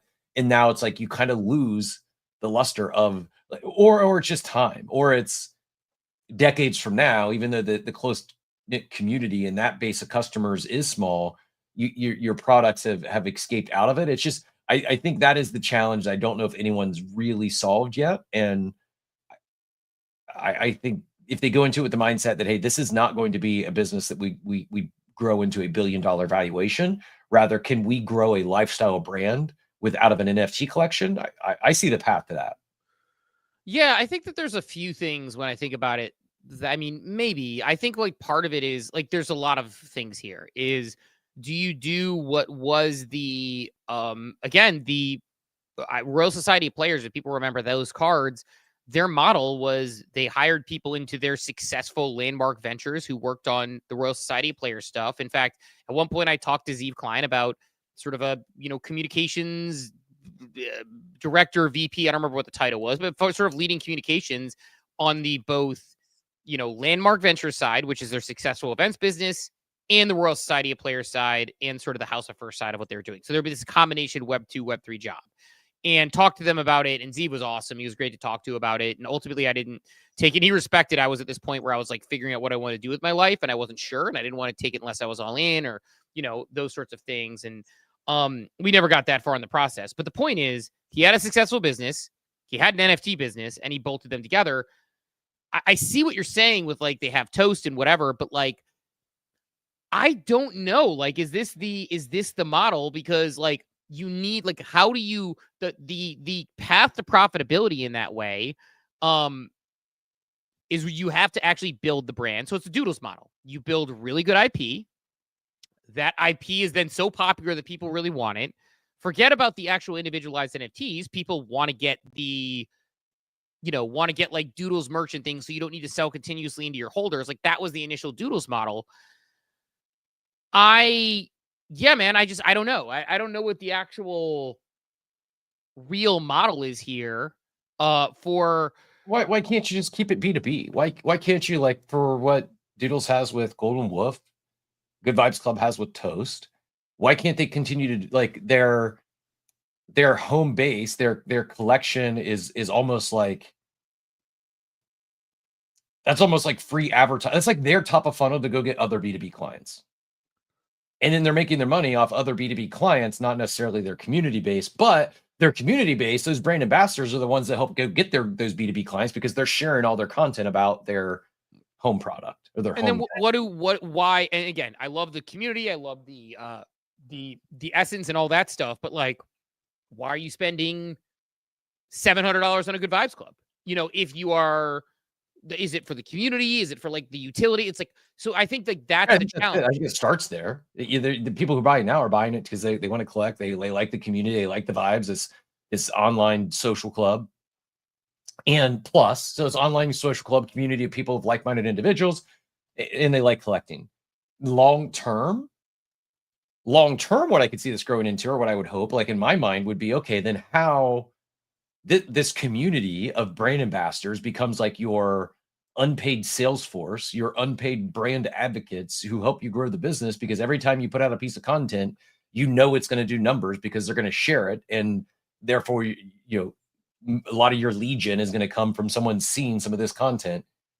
As you grow your company, then at some point, I do think like rev share comes back into play. Some sort of dividend comes back into play. I know they can't say this, they can't form those sort of expectations whatsoever.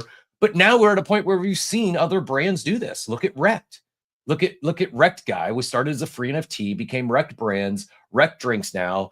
The second one, by the way, I may have some abstract lime, I think is what they're calling it, at the private mailbox I need to go pick up, because I need to DM them. I was like, they're like, oh, we can get your address from Cap, and I don't know if you provided it. So if not, I need to reach back out to them. May or may not have. That's fine. We'll figure it out. I think it's coming to you. But I mean, that's just, and oh, by the way, I'm a shareholder. I own equity in that company. Like not because I own an NFT, not because I hold a Rec Guy. I actually own, I think it's 1,000 shares or 100 shares in Rec Brands. Like, am I expecting massive dividends from that in the short term? No, but who knows? Like, there is a world, like in the range of outcomes, albeit less than 1%. There's a world where they become the next big successful drink brand. Like the CPG drinks are that industry is like the amount of billion-dollar exits we've seen in that space is wild. Like that could happen. Maybe they don't sell for, but maybe they sell for $100 million. Well, those shares all of a sudden become worth some money. Like that model is not only possible, it's happened in Web3. So like, that's what I would love to see someone like a Good Vibes do or Doodles do at some point. I'm not saying it right now, but there is a path. There are mechanisms to rewarding your earliest supporters, your earliest brand ambassadors with real equity in what you're building. And you can do that legally. You have to do it. There's a process you got to go through. It's not just, you're going to spend some money in legal bills, but there's a playbook now. You can do that. It is possible. And I think that, to me, that would get me really, like, if they come out and said this, dude, I'm delisting the ones, right? Because it's like, I just, or maybe I'm not like going all in and I'm buying it, but like, I didn't go buy a bunch of Rec Guy NFTs because of like the cadence of how they do it. You had to be holding at a certain point. You had to be in part of the snapshot because they couldn't, they can't sell securities. So it's like, but that's kind of like where, and I know Pawns with the plague and all that they're doing. I know he has that mindset as well. Another brand we own a little sliver of equity in for holding frogs and staking those frogs. And like that, I think someone is going to crack that nut. Maybe it's one of the examples we just mentioned. It might be in 2025. I think more realistically, it's probably like 2030 when we're seeing like someone had a big win. Someone's having a huge victory lap. This person that bought this $67 NFT just cashed out $100,000 dividend check. Like that's years, if not decades away. But that's the kind of stuff that it's like really intriguing to me. And part of what, the early stuff is like full circle, like where we started talking about Top Shot and Zed Run.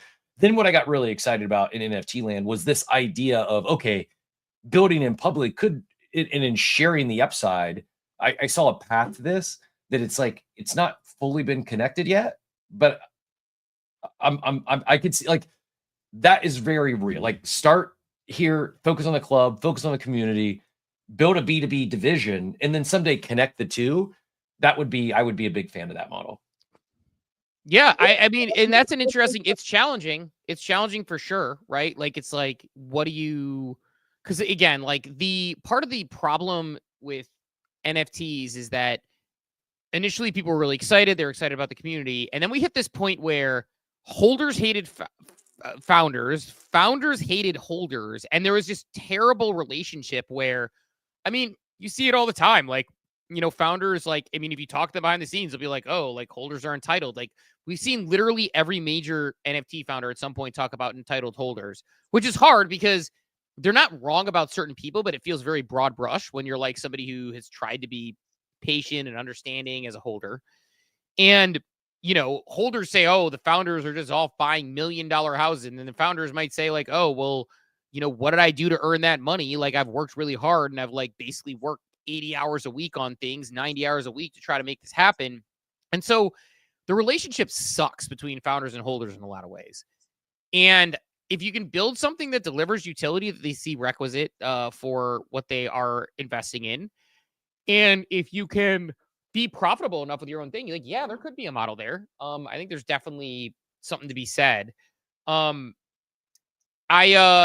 Speaking of holders and founders and models, go ahead. We got a busy day today. I just realized. I don't know where you're going. It just hit me like think agents. That mints today. Mintators. I got to get my shadow thing done and claim that. And I don't even get how to claim Mintators, but I feel like I have to connect to Cold Wallet at this point because my shadow is in my Cold Wallet, even though it's connected to my Hot Wallet. Because when I connected to the Ape site, the Ape staking site, which I know is a staking site, but even when I went to it, it's like no apes detected. And I have a shadow token of the ape, but it's in my Cold Wallet, but I don't want to connect my Cold Wallet to anything. So you can delegate. I just need to I know there's a couple threads out there on the process. Probably one from Quid. I'll see if I can find it now. But yeah, I need to do that today. I need to do the same thing. I need to delegate my shadow. Because my wallet is delegated. My Cold Wallet is delegated to my Hot Wallet if I need to obviously not send things on the behalf, but sign things. And I was just like, this is too much work and too much time for, I'd like to, but it is what it is. But yeah, we got that. We got the Think Mint coming up at, I believe, 1 or 2, maybe 2 p.m. Eastern time. I believe they said 11 a.m. Pacific time. So be keeping an eye out for that. I think the Think Agent is a super interesting one, and I'll be trying to mint that one pretty early on. At least that is the plan so far. I don't know if you saw this from Luca Nets. Luca said they asked him his vision for the next 5 years, and he very confidently said, Igloo will be a multi-billion-dollar company. Pengu will be north of a $10 billion market cap. Abstract will be a top 5 blockchain in the world, and I will have turned pudgy penguins into global IP like Hello Kitty. You should have those goals. They got a lot on their plate right now. Pengu is about a $300 million market cap, so his proclamation there represents more than the 33x. Obviously, Igloo is trying to work their way into being a multi-billion-dollar company. Abstract top 5 blockchain, long way to go, but I appreciate the drive through consumer adoption. Puggy Penguins being global IP brand, they're working on it. I can't tell the timeline obviously loves this stuff.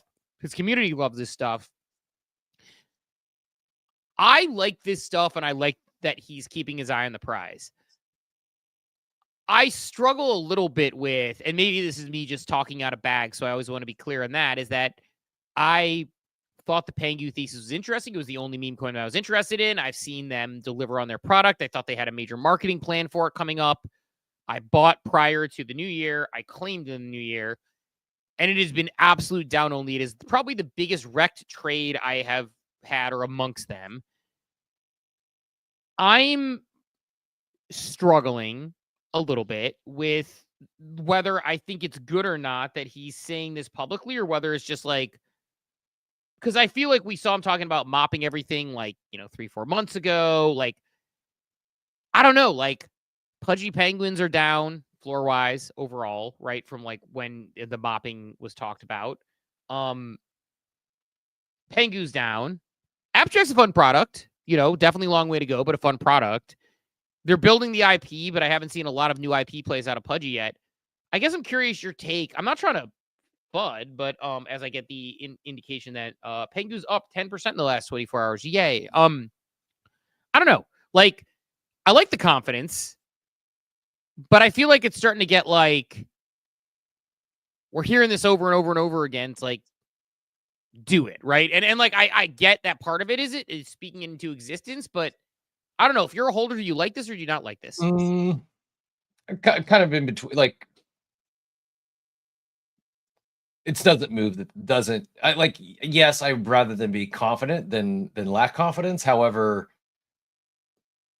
it's not new news. Okay, cool. Now do it. Like, I don't.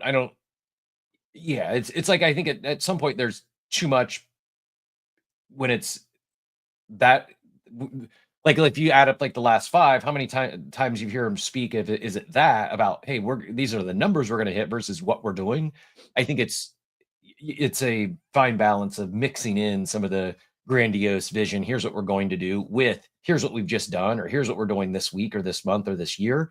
So yeah, that's kind of where I net out is cool. That's awesome. How are we going to get there? Not only is it up 10% in the last 24 hours, Bitcoin just reclaimed 90K. I know we were kind of like joking, half serious, but last time we said this, it led to red days. So I'm struggling to even say, but I changed the title to the Great Decoupling. Maybe we did in fact decouple. I don't know. I don't know what to think about these markets. I think that's the other thing where founders, I don't envy the spot they're in right now because Well, markets are up today. So it is with markets today. So it's slightly decoupled. Markets are now up today. And so I think I think that's what's happening here a little bit. Yeah, I guess, but it's like markets are up significant for what markets do. Like markets are up markets are up more than their 1.5%. So given that, feels like Bitcoin would then get an extra bump. But in a day yesterday where markets were bloody as hell and we didn't give up gains, like, so it's like, this is how we want to be inverted. This is how we want to decouple. When the S&P crashes, Bitcoin holds.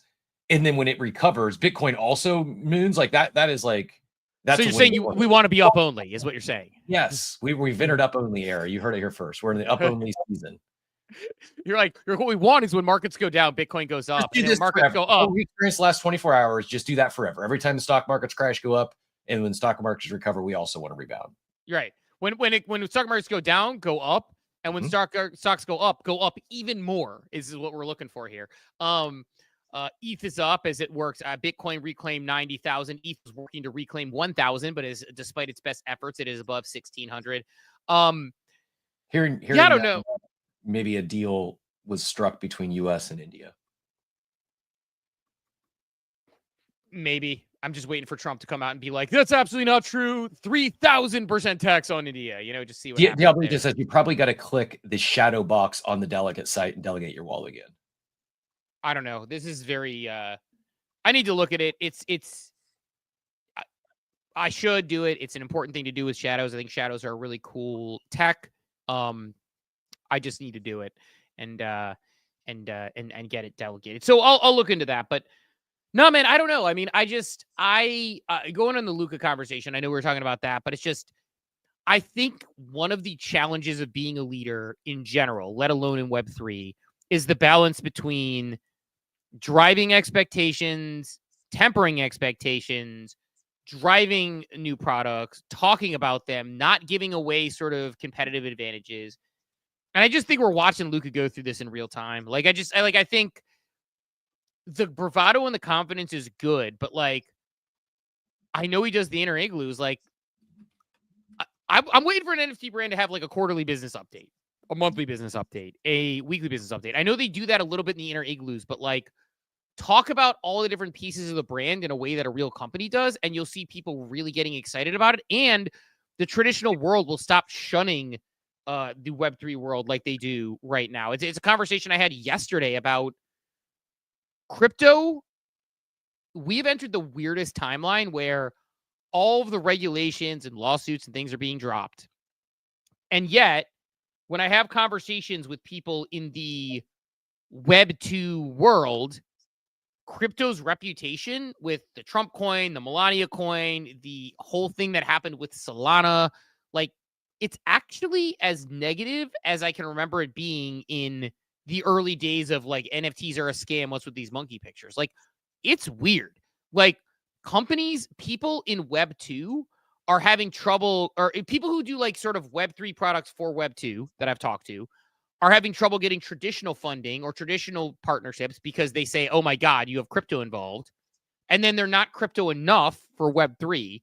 And I like the negative effects right now are really interesting. So I'd love to see someone like Luca, who has those tie-ins on that end, give a business update, like a quarterly business update, very publicly, put together like actual investor relations type, materials to kind of show what's going on. Like that sort of communications has to be the next step in this space for some of these brands, in my mind, if they're going to continue to expand out. And yeah, I think it's an opportunity to show Web 2 you're taking it a little more serious without losing Web 3. So I don't know. I guess that's my kind of take on it. Is the bravado is good, but I'm ready to see a little bit more coming out of it. Yeah, same. Well, for you not feeling like doing a show today, and I didn't get a gym in, I was a little just like an off morning as well. We somehow still managed to power through 2 hours. Good game, us. GG, got through the 2 hours. Joan, I see you got your hand up. Go ahead and get in here, and then we'll probably close down from there. Yeah, I would not do what you suggested if I were Luke. I think Luke is doing exactly what he's supposed to do. I think it's more negative and more damaging if he does a business report like a traditional company, because there's no amount of metrics he could provide that would match a Web 2 revenue generating business, just because of the amount of customers here. It's also a self-fulfilling prophecy thing where Luca can say these things and truly believe them, but he doesn't have to actually meet that in 5 years. Like at the end of the day, people are either forget or they don't really care. They just want their founder to believe in the product that much. And so the people who are the real fans are not going to care if he actually accomplishes that or not. They just want to know that the founder that they've invested into believes in himself strongly. So I think he's got a pretty good business acumen, and I think he knows the reality. But you can't, if you talk reality in crypto or even with any fans of any product, you don't want disillusioned fans, because it's not beneficial to the fan or the business to treat a fan like a shareholder. It just doesn't, because then it takes away the fantasy. And so the fantasy is more powerful than anything else. And the fantasy can also be self-fulfilling eventually. So I agree that he's speaking to a home crowd with that, right? Like I shared it with a few people, and it was really predictable who would be really excited about that sort of quote and who wasn't excited about that quote. Like I could see that. Where I would think that there is a healthy middle ground is that if you're expanding into a Web 2 business, I don't necessarily think his whole, I think the inner igloos, what he talks about with his holders, when he has like hype and talks about stuff coming down the pike, like that is a relevant thing. I just personally, and maybe it's just a personal thing, I would love to see businesses that are trying to like leg into Web 2 actually speaking the language a little more, because I do think that it is limiting when, if you show that clip to somebody who's like, oh, the Pudgy Penguin IP, like that's exciting. They're like, okay, well, like what actually backs it up? It's sort of like the concept of like, I hear Base saying content coins are the greatest thing to ever exist, and they're going to bring on the masses and their greatest thing. And I'm like, okay, like do you have any data or even a like real thesis based on sort of evidence to do this? And it's sort of like, bro, why are you flooding content coin? Just coin that. And like, so I think like there's probably a middle ground between the fantasy land and the necessarily, to your point, I don't think you should be reporting all financials at all times in that sort of like business update. But I think there's a new brand that does it well, that is not a public company, because keep in mind, Igloo is not a public company. That is not a public company that does it well. Wait, repeat what you just said. Sorry, you cut off at the beginning. Can you think of a Web 2, because you talk about you want them to lean closer into Web 2. Can you give me an example of a company in Web 2 that you want them to lean more closer to that is not a public company? Because Igloo is not a public company. Well, sure, but like giving business updates, that's a fair pushback that it's not a public company. And I'm not saying that their holders are shareholders. What I'm saying is I do think that there is a place to give actual meat and steak versus just sizzle on things like this. I think the sizzle is really popular with holders. Can you give me an example in Web 2? Because if the statement is, I want them to think more like Web 2, well, that would that would make me assume that you're thinking of a company of Web 2 that you believe is a gold standard in this format. Yeah, that's a good pushback. I'll have to think on that one as far as like a non-publicly traded company that fits that, because it is sort of an in-between model in Web3 in that way. So I'd have to think of one. God, I'll actually do some thinking on this, because I think it's a good challenge and pushback as far as like a non-publicly traded company that does this really well and actually kind of talks about sort of quarterly and business reviews. I'm sure there's one that exists that I could find if I looked it up, but I think it's a good pushback. And I think you actually another question though to that. Can you think of customers of Web 2 that even care about that? And again, you have to think of what that. Well, that's not the audience. So the audience I'm talking about, there's sort of a couple things here. I think on the first point you made, there's probably a truth to the point you made about like, I know that holding an NFT is not a shareholder, but it does make you feel like you're part of the brand. And maybe I'm sort of conflating those two things, but I do think that there's something to be said about that as far as like wanting to know directionally where you're going, because you are supporting a brand financially in that way, even though you're still the product. So it's probably like a blurring of lines there that I think you bring up a good point, but I need to think that through more before I give a take on that one. Two examples in Web 2 though. So that's why, and again, it sounds like you guys are kind of down and out. Emotionally, I heard Captain skip the gym, which is one of the 7 deadly sins, and then you didn't want to do a show today. I know you don't have a lot of time. You might want to leave. I would actually like to dive into that, because I think we're actually in a really bullish position. But 2 examples of companies that are doing the things that you say technically, but they don't do reporting. One is Steam and CSGO and CS Skins, and the second is Pokemon. So the way it works in Web 2 with Steam and CSGO is that they have an automatic terminal where you can read the data of what's happening on their ecosystem. And on that basis, Luca already does that. Abstract offers that. So in one case, he actually is reporting the same way they do in Web 2. And you could pull that data directly from the Abstract terminal. Like it's there, like how many viewers there are, like how many users per day on a particular game. Steam does the exact same thing. Now in the other position, Steam has CSGO skins, and you can measure it by market cap and trades, but the company's not necessarily reporting on its growth because they're not really using that as the only vector for success. And again, same thing for Pudgy Penguins and for Igloo. You could go to OpenSea or Magic Eden or any of these terminals, and you could track the health of the token of the asset and make your own determination based on that. So that's one example of a Web 2 company that's not a public company, because Steam is Valve is not a public company that still does reporting. And again, if you compare it to those two, Luke is doing exactly what's required. And then in terms of feeling like a participant where you're making money but you're not a shareholder, is Pokemon. People are buying these Pokemon card packs thinking that they're gonna, trade their way to winning the lottery. But nobody is making the assumption that they own shares in the Pokemon company. And I think that if you separate this idea of it being on chain, it's really not that different if you're talking about a Pudgy Penguin or a Pudgy Penguin card pack or a parallel card pack. And I think there is this middle ground. But if there is this middle ground and we compare it to Web 2, then I would say that Luca is exactly meeting expectations. So that's where I disagree. So I think like part of what I'm unpacking here, and like I said, I need to do more thinking on this before. I always want to like not react and just be like, oh no, I'm right or you're wrong or anything, like, because I think it's good to have intelligent discourse and sort of work it out. I'll say this. I think one, I agree NFTs are products. I've talked about it a lot of times, even though they are a unique product that has different properties to it. Maybe that's what I was conflating early on.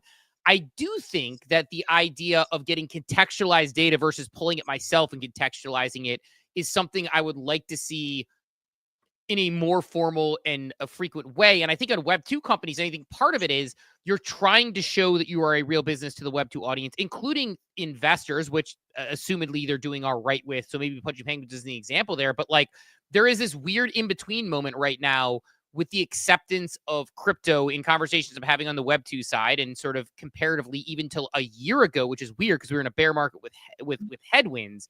So at least for me personally, and maybe there isn't an audience for this. Maybe I am a single audience that is interested in seeing directionally where things are going.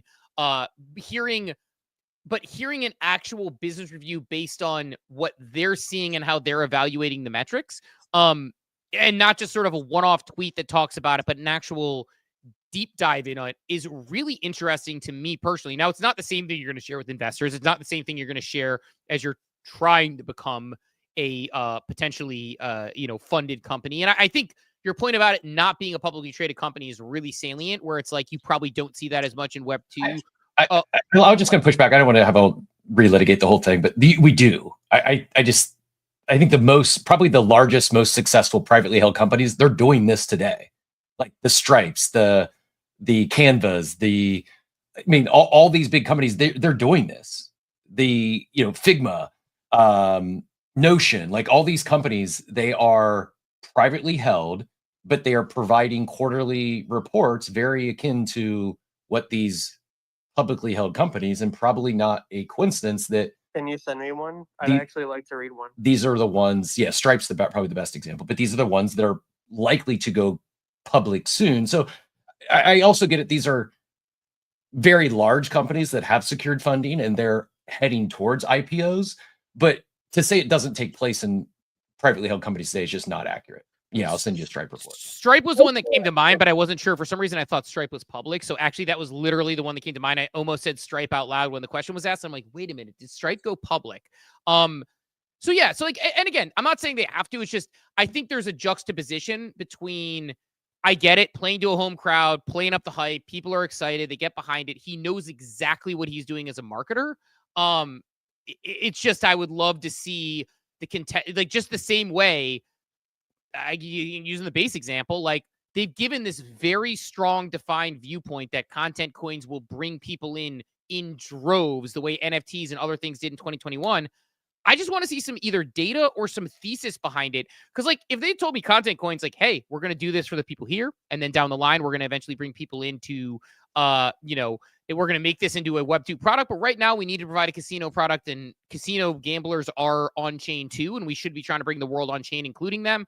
That would be like a thesis. That would be a drive. But it's like, I'm being told that I'm dense and I don't get it. And I'm not supporting creators, nor am I supporting builders if I don't like content coins.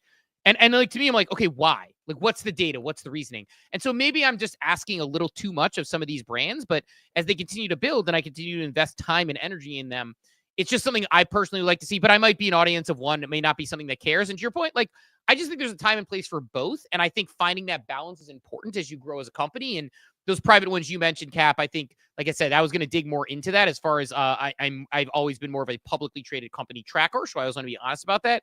Stripe was the one that came to mind. Are they sharing user statistics, or they're actually going into what their revenue is? Both. Stripe's most recent report is up they're top. Definitely preparing for IPO. Like any company that's just a private company with no IPO, mindset or goals, like they're not going to do that. It sounds, because like I could see Figma being public, Canva, and a lot of them, and it's actually really interesting. And this is a whole other topic. Is it's technically might not even be for IPO. And I've talked to a lot of Web2 companies who are in the position to IPO if they want. The IPO market is, at least for now, almost dead, like completely dead. And at the same time, their shareholders don't want them to tokenize.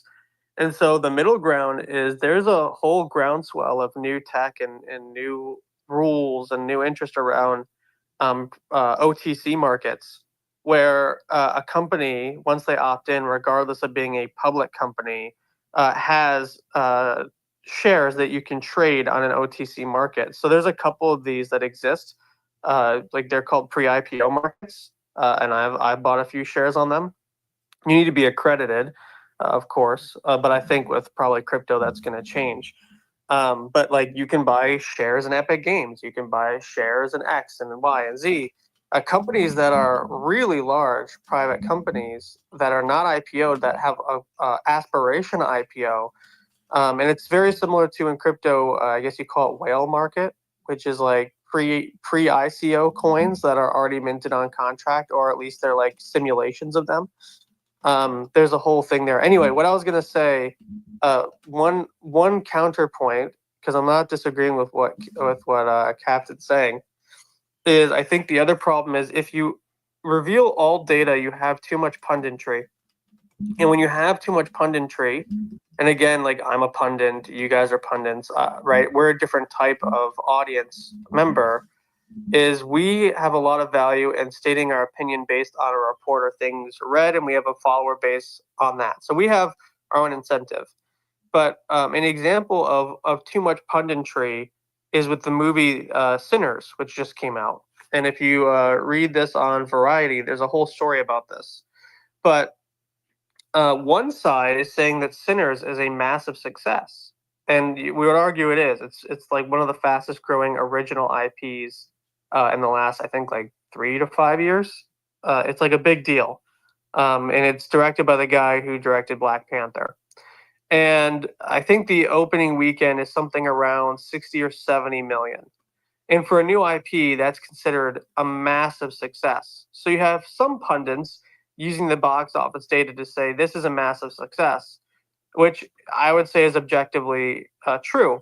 And then you have other pundits who have skewed data, which again, you could pick a side, and they're saying, well, it's actually still a failure and has a ways to go. And their judgment is that the rumored budget is somewhere around 200 million, which I don't actually think that's true. Maybe it is.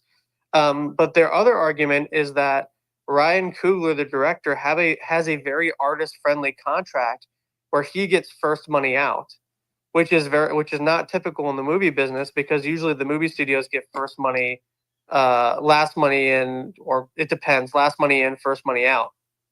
And what happens in that situation where a lot of directors get fucked is they tack on so many expenses and say it's a studio expense that by the end of the P&L sheet, the director gets left with much less than what they had to begin with. But because Ryan Coogler is getting first money out, the studio is actually having to delay the recruitment of the movie. So like you could make the argument as a pundit that it's a failure if you look at it from the studio side. And then another pundit could say this is a massive success based on box office track record and just like general market sentiment.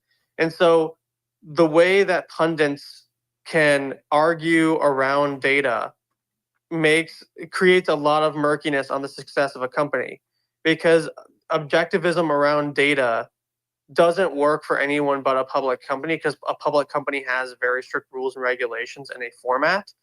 And because like Abstract or any of these companies are private companies, there's no rules that a group of other companies follow to establish success or failure. And that makes it very hard for a company who's doing marketing to grow more users, to acquire more users when it has a murkiness, punditry. For a movie, it doesn't really matter because the audience is going to watch anyway. It's just like a one-time transaction. But when you're a company like Abstract, where you have people who you don't want to just invest their money or their time, but you want them to invest emotion in, when you add punditry, it kind of removes the emotion of the experience, and then it can actually hurt the company. Yeah, I see the argument. Again, personally on my end, and it might be an audience of one, I might be not representing the market. I think if you're trying to expand yourself beyond this world, look, first of all, you want to expand your audience beyond just like rah-rah cheering and beyond just the individualized sort of community you've built. I think that's the way to do it. I think by actually speaking a little bit of that language. And the beautiful part where I would actually push back or argue on it is I would say that you actually have, because you are not a publicly traded company and because you don't have that, have to give that same information, you probably have the ability to put out a pretty favorable report based on what you're seeing and what you believe and why those metrics are trending in the right direction, and be honest about which ones aren't. I actually think that is a potential positive and potential competitive advantage, but until we see someone do it, I don't think we'll see, I would love to see a, Igloo, Pudgy, Abstract, I don't think Pangu's its own section because that's a whole different thing, and probably is more of a intro footnote thing. But I think that it would go a long way. And honestly, I think the way that he has a cult following and the way that oftentimes his community treats him like a K-pop star, you really could potentially see people saying, oh my God, this is why we have a business leader and other companies don't, because they're hiding things and this company is succeeding and here's why and here's the growth. And because there is publicly available data. So I would actually argue, instead of leaving it up for interpretation, just, like the $75 thing that was incorrect and they had fun with it and that was great. Just put it out there on whether it's a quarterly basis, a monthly basis, but I don't know. Good discussion. It's something I'm going to think more on. I think you gave some really good counterpoints. I'll leave with one thing. It won't take minutes, 30 seconds. The inverse of what you said could also be true, which is the same people who dislike them could skew the data into disliking it further and create a bias among new users who don't know the brand yet. So that's very dangerous. And the second is, if you really wanted the data that's publicly available or whatever, and they're not putting out the report, well, if you are a party of one, which I don't think you are, you could just have AI compose the report for you based on every external thing you're seeing, and you can input it. Like, you could just build the. You know what you're doing for me right now? I think what you're doing for me is you're potentially giving me a project that I want to do, which is like potentially actually doing this for certain brands and then being an analyst in that way, because I'm not an analyst by trade. But to your point, if nobody else is doing it, and there might be people who are interested in such a thing, and then I can get people mad at me because I make assessments they don't like and people cheering because they have assessments they do like. But actually it's fair. Like, I actually think it's a good point. Like, you can with AI do your own things and you could try to like break it down. And maybe this will be a pet project I work on with certain NFT brands.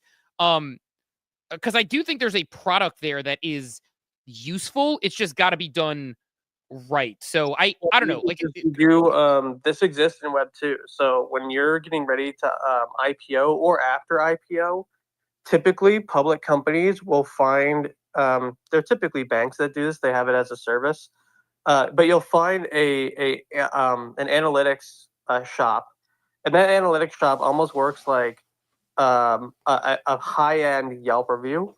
And what they do is what they're hired is to objectively look at all the books, look at like potential growth, and then they form either a one sheet or a 10-pager explaining the state of the company and why that bank in particular believes or does not believe in the company, and does forward-looking potential statements on potential price and growth based on factors.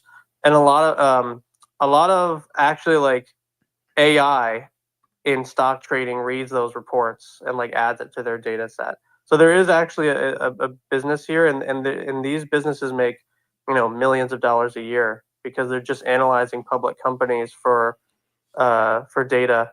There is a business for it.